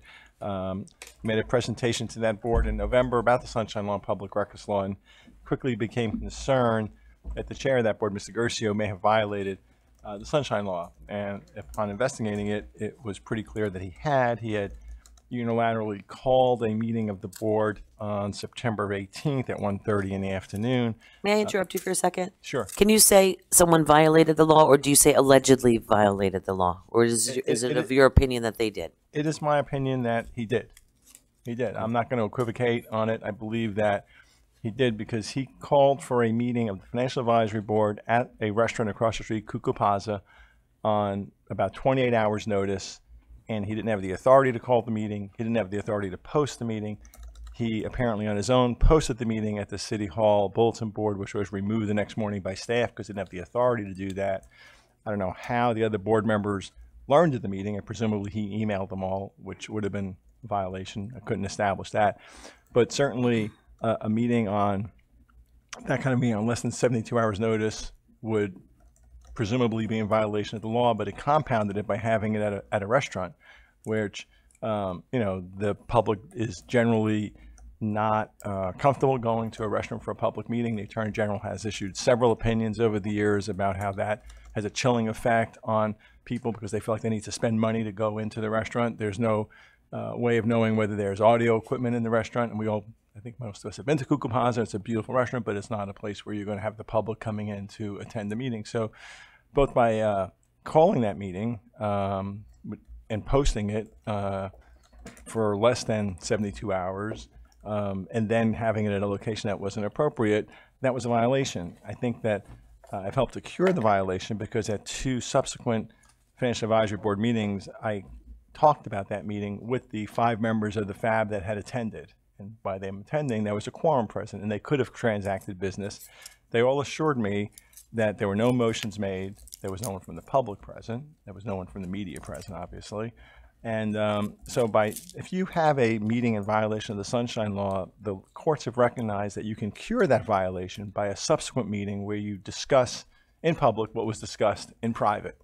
And so they did that on 2 occasions at my urging. And Mr. Gercio has not been cooperative at all in providing information. This information came from the other board members. I've written him 2 letters in November. I sent him a total of 10 emails. I made public requests at public meetings for documents or information. And finally, 80 days later, he gave me 1 email that was supposedly the only public record that he had.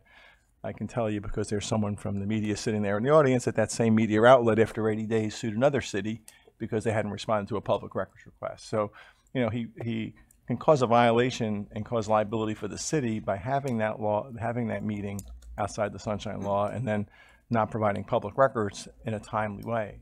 Because once you accept that position as a representative of the city, and I made it very clear to him in multiple emails, and the manager also made it clear to him multiple times that he doesn't have this authority, and yet as late as afternoon, he's emailing staff again, insisting that he's going to convene a special meeting of the FAB, and he's insisting that he's going to post a notice on his own. So even though both Michael and I have discussed this with him, we've emailed him, he just doesn't seem to understand that there are laws that have to be followed. And so, I have an obligation when that occurs, and I report it to you. What do you do when you have a member of a city board who's creating liability for the city, potential liability, and refuses to comply with pretty clear advice and direction that he does not have the authority to call a meeting? And in fact, in October, a month later, he posted another meeting and sent an email to the manager saying at 4:50 p.m. on a Friday, he's posting a meeting for a Monday FAB meeting, and he says, and I expect it not to be removed again. What? I mean, excuse me, but what? You don't have the authority to post it. You also don't have the authority to tell the manager that you want the notice to go forward. This is after Hurricane Irma, and the meeting was canceled because we were after a hurricane. And so when you have basically a rogue board member who is refusing to follow any protocol, any sunshine law, public records law, or the FAB ordinance, the FAB board themselves in February, take a breath, voted not to have a meeting in March on February 5th. On February 6th, Mr. Garcia sent an email out demanding there be a meeting in March after his own board voted not to have a meeting. Now, that may not be a violation of the law, but it just indicates the fact that he is acting as if he is a one-man operation and not even listening to his own board that says we're not going to have a meeting in March. But he voted, he was a no vote. He lost. Like if one of you lost the vote tonight and then tomorrow morning said, I still demand we do this.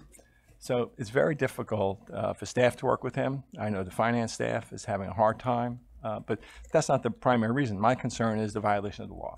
And I have no confidence at all that he will not violate these laws in the future because he indicates consistently that he's not going to listen. So my suggestion is that he get removed from the Financial Advisory Board. And you have the authority under your ordinance to remove any member from an advisory board for no reason whatsoever. And I think he's given you ample reason to do it. It's an embarrassment to the city. You know, he puts all of you in an awkward spot. You're all at risk for litigation because of his actions. Thank you. Yeah, so I just want to get clear. I was trying to mentally note everything that you were saying. So basically you're saying first he violated the sunshine by calling a meeting without proper notice. Correct. Then it was in an improper location. Correct. Just three different kind of layers of sunshine violation there. And the fourth is at this actual meeting that should not have occurred in the place that it did occur, they actually discussed board business at the meeting. So in addition to that, he violated public records laws by not turning over all the communications related to the meeting. And he failed to preserve messages on a cell phone that he discarded when he got a new one. And in addition to that, he's acting outside of the authority that the ordinance gives him as chair by trying to call meetings willy-nilly. Good summary. Okay. I would then move to remove Mr. Guercio from the board. Second. I'll second. I have a question. What is the ordinance? What does the charter state the duties of the chair of a board do? I mean, did you have a and in saying that, did you have discussions specifically with him as to whether or not he had the jurisdiction or had the right to do what he did? Yes. Had those conversations with him at FAB board meetings, had those conversations through emails. I mean, there was one email he wrote back to the manager talking about how I believe I have the right to call a meeting at any time, any place, as long as there's public notice. And when I saw that email, I wrote him back because I'm troubled by your comments because you don't have the right to do that. It's a staff function. And I think I concluded with words along the lines of, let me just, when I put in the email to him. Don't write back, don't copy the rest of them.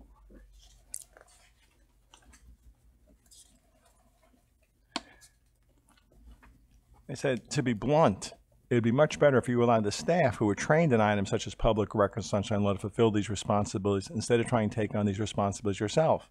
And yet he, you know, and in terms of his ability to call these meetings, that's what I was talking about. You don't have the authority to convene a meeting. You don't have the authority to post meetings.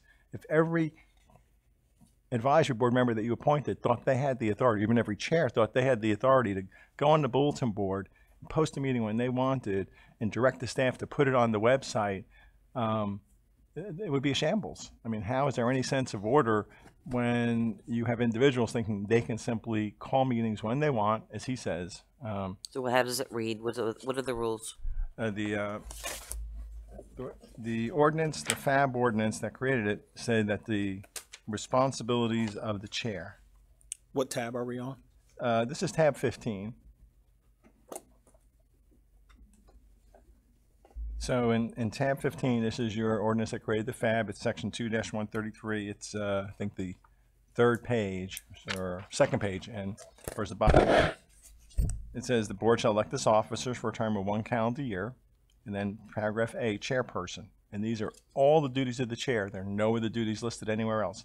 Presides at meetings of the boards and makes presentations, written and oral, on behalf of the board to the city commission and the city manager.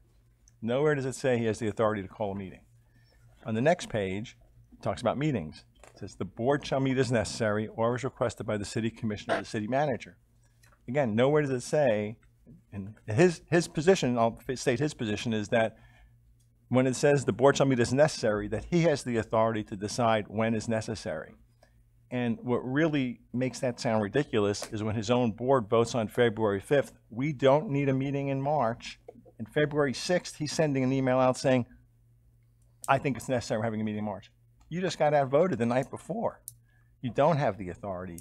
Your board has an authority. If the FAB board said, we want to have another meeting, we believe it's necessary to meet, that's one thing. But especially when his own board votes no, to insist that he wants a meeting in March, and then after he was told not that no, we're not going to have a meeting in March, he sends an email 2 weeks later, again reiterating, I want a meeting in March. And again, as late as today, he sent another email to staff wanting a special meeting in a week from now.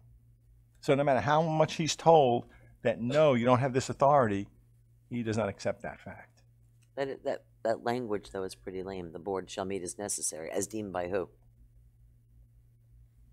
Well, if you recall, he came to your last public meeting and expressed his concern that he wasn't being permitted to call meetings. So if the commission wants to give the chair of these boards the authority to call meetings, then amend the code. Amend your resolution that appointed them. But if this is the resolution and both your manager and your attorney are interpreting it the same way and informing him this is the way it's interpreted, then it's either up to you to change it or him to accept that advice. And to continually disregard that advice, particularly when we get into sunshine law public records issues, is where the concern is. Understood.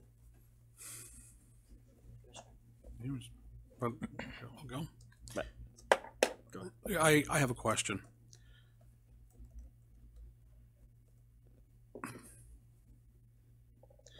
The sunshine violation occurred when he called a meeting for Coco Plaza. Is that correct? Correct.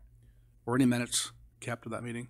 I asked him on November the 17th, I sent him a letter asking him for a copy of any minutes, and he's never responded. I sent him a separate letter the same day asking him for public records for a copy of any minutes. I asked him 2 letters. One was a public records request. One was in the nature of questions. Please let me know what occurred at that meeting. Please let me know who was in attendance at that meeting. And I repeated those questions to him at every public meeting after that, in December, in January, and February. I repeated those questions in 7 emails and 2 letters, and never got any response other than finally in February at the meeting, he hands me a 1.5-page email exchange with another board member about a potential meeting in August at her pool.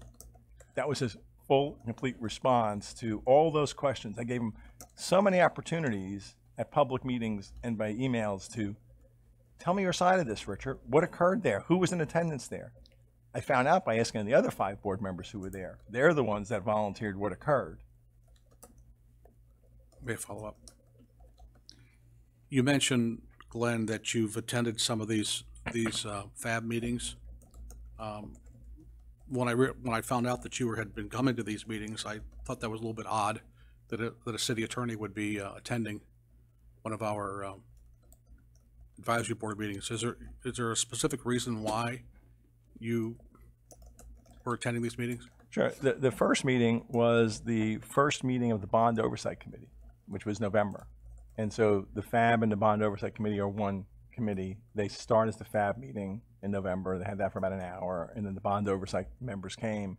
And so I provided to both of them an overview, the same as I do for you all periodically, the Sunshine Law, and you get the training at the college and online, Sunshine Law, Public Records Law, and Code of Ethics.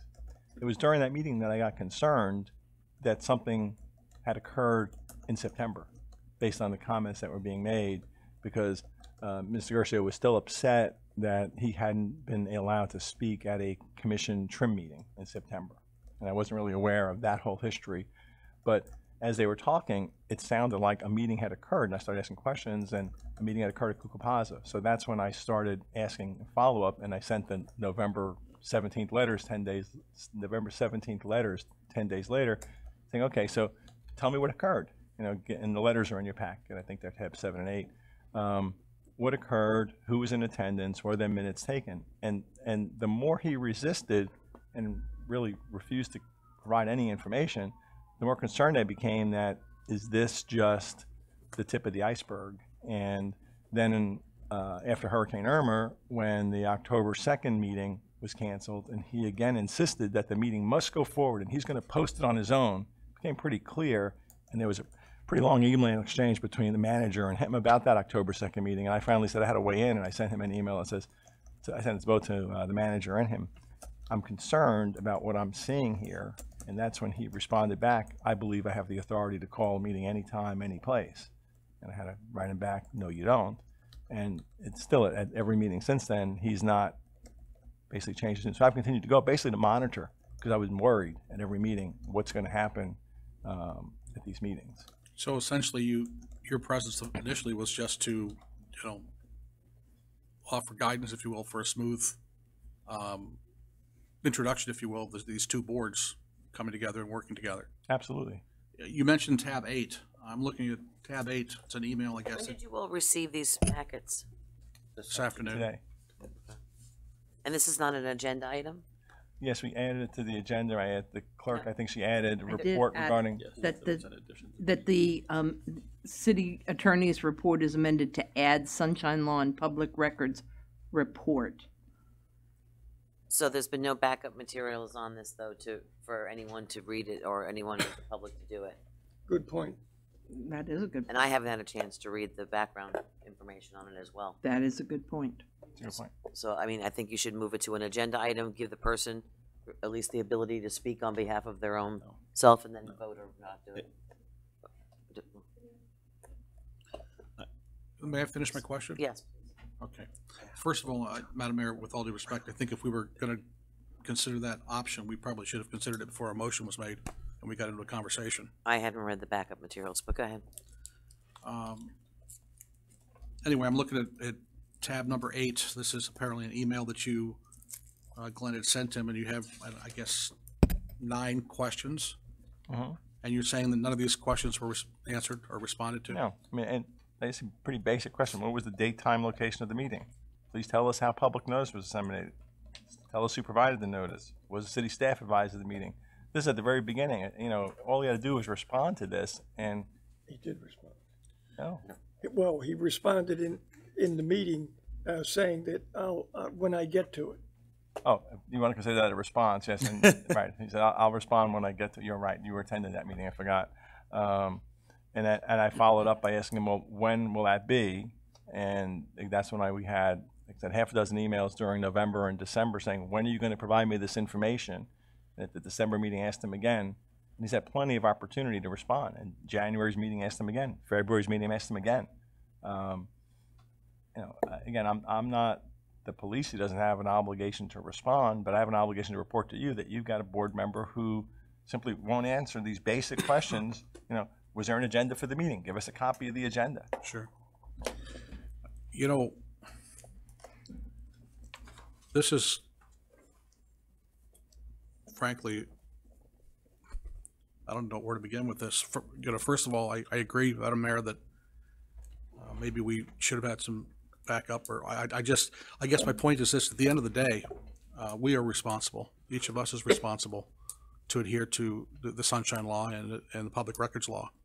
And this, now that it's been brought to our attention, I don't know that if this is something we can necessarily put off. I think we need to deal with it. And I have a responsibility. I mean, each one of us, when we appoint folks to these advisory boards, we are taking the authority, if you will, that was given to us by virtue of being elected, and passing that on to the folks we appoint. They're bound by the same ethics laws and the same sunshine laws and same public records laws that we're bound to uphold. And I guess what I'm trying to say to you is I don't feel comfortable putting this off. I mean, it seems to me, based on what I'm hearing from the city attorney, that there's obviously been quite a bit of investigation and documentation, and I don't know how we could not act on this evening. one way or the other. And I don't know how everybody else feels about that, but. Mr. Hardy? It would be different if it was I'm sorry. It would be different if it were one mistake, right? But like, not only did he violate the Sunshine Law, he violated the Sunshine Law several ways, right? Not only did he violate the public records laws, he violated the public records laws in several ways, right? And in addition to doing all of these things, he acted outside of his authority as chair. He acted contrary to the wishes of his own board. He exposed us, as the city attorney said, to liability, right? And over and above all of that, after being told about all of these things, he's been generally not cooperative and recalcitrant, and he's continued doing the same things that he's been instructed you cannot do in writing several times. And, you know, due process, wonderful concept, right? But it's for people who are going to suffer severe consequences if they don't, right? So while I would love to have Mr. Guercio here to defend himself, the fact is, if he gets removed from this board, he's not going to jail. His property's not going to be taken. His life's not going to be taken. So I'm not really concerned. You know, Mr. Guercio doesn't have an opportunity to defend himself, as Commissioner Maxwell said here. Our mantle of leadership and authority has to be clean, and we have passed it on to Mr. Guercio, and he is unfortunately leaving it in a condition that's not clean. And I think we need to do something about it yesterday. And I think the fact that there are serious questions even about his behavior as chair of a board suggests that we should act immediately. Commissioner Robinson? Two things. I'm disappointed that the public doesn't know we're having this conversation. Thank you. So that was, thank you, Madam Mayor. But I thank the attorney for bringing this up because it's terribly important. And I don't know if the FAB board is going to meet again before we meet again. But without a meeting, he can't violate. Well, he can violate the Sunshine Law. So then, you know, it's unfortunate that we have to act immediately, but I would think that it's required from his actions. Secondly, this goes to the appointment of board members, and I, for one, would like to. I value citizen input and volunteers, and I think that the more we can remove it from what might look like political behavior, Point of order. the better. The better. Recognized, yes. You're getting off point. Well, if we can improve the process. Point of order. He's allowed. Let him continue, please. By all of us being aware of who's being appointed. Point of order. And what is your reason so, for the point of He's getting off point. Well, in what way? We're here to discuss the issue of a Sunshine Law violation, not his opinion on how board members are appointed. Okay, well, let's move it along to the order of Sunshine then, please, Commissioner Robinson. I would like further discussion of it later then, at some point in our future. Point taken. I'm just going to make one more comment on it. I'm allowed to comment too. It's not just you guys. I think, first of all, you said that the Sunshine Law violation was cured, correct? Correct? I think that, again, this information, I haven't had a chance to read the information or to go through any of the background information. The public hasn't had a chance to vet any of the information. The person who you're alleging in the situation, you've become judge and jury and made a decision on your own without us giving the chance to look at any of this information and vet the information properly. I'm uncomfortable with voting on anything I haven't had a chance to do any research on, so I'm going to recuse myself in regards to this or vote in opposition of it until I have a chance to do it. I also think it's disrespectful to run this thing. It seems secretive that it's being run like this at the end, added as a Sunshine Law and public whatever, and not stated a person's name that you're alleging made a violation of it. You're not doing it, and I wouldn't wish that on anybody else that did not have a chance to at least to at least represent themselves in the argument, regardless of what it is. Also, who appointed this member? That's the question. Who appointed this? I did. Okay. Did you have to vet it here publicly and for you, or could you just have removed this person if you had concerns about it? Whoa, wait a second. I'm just I was asking. just given the report this afternoon. Okay, but no, but you played this out, so I'm saying you. I played nothing out, Madam Mayor. Could this have been just? No, because the commission made the appointment, only the commission could remove the, Yes. the Okay, appointing just member question. could request it or oppose it or whatever his position is, but at the end of the day, if the commission made the appointment, the commission has to ultimately decide whether someone keeps their appointment. And regardless of the situation, I would offer that amount of respect to every single person, just regardless of it. Okay, we've got a motion on the floor in a second. All those in favor state so by saying aye. Aye. All those opposed, nay. Motion carries 4-1. Thank you very much. We've got city manager, you got a report? Not after that. Adjournment. Entertain a motion. So moved. Moved by the Vice Mayor Pro Tem, seconded by Vice Mayor. All those in favor state so by saying aye. Aye. Aye. Thank you. Elected officials, talking to advisory board members. Is that a sunshine law violation? No.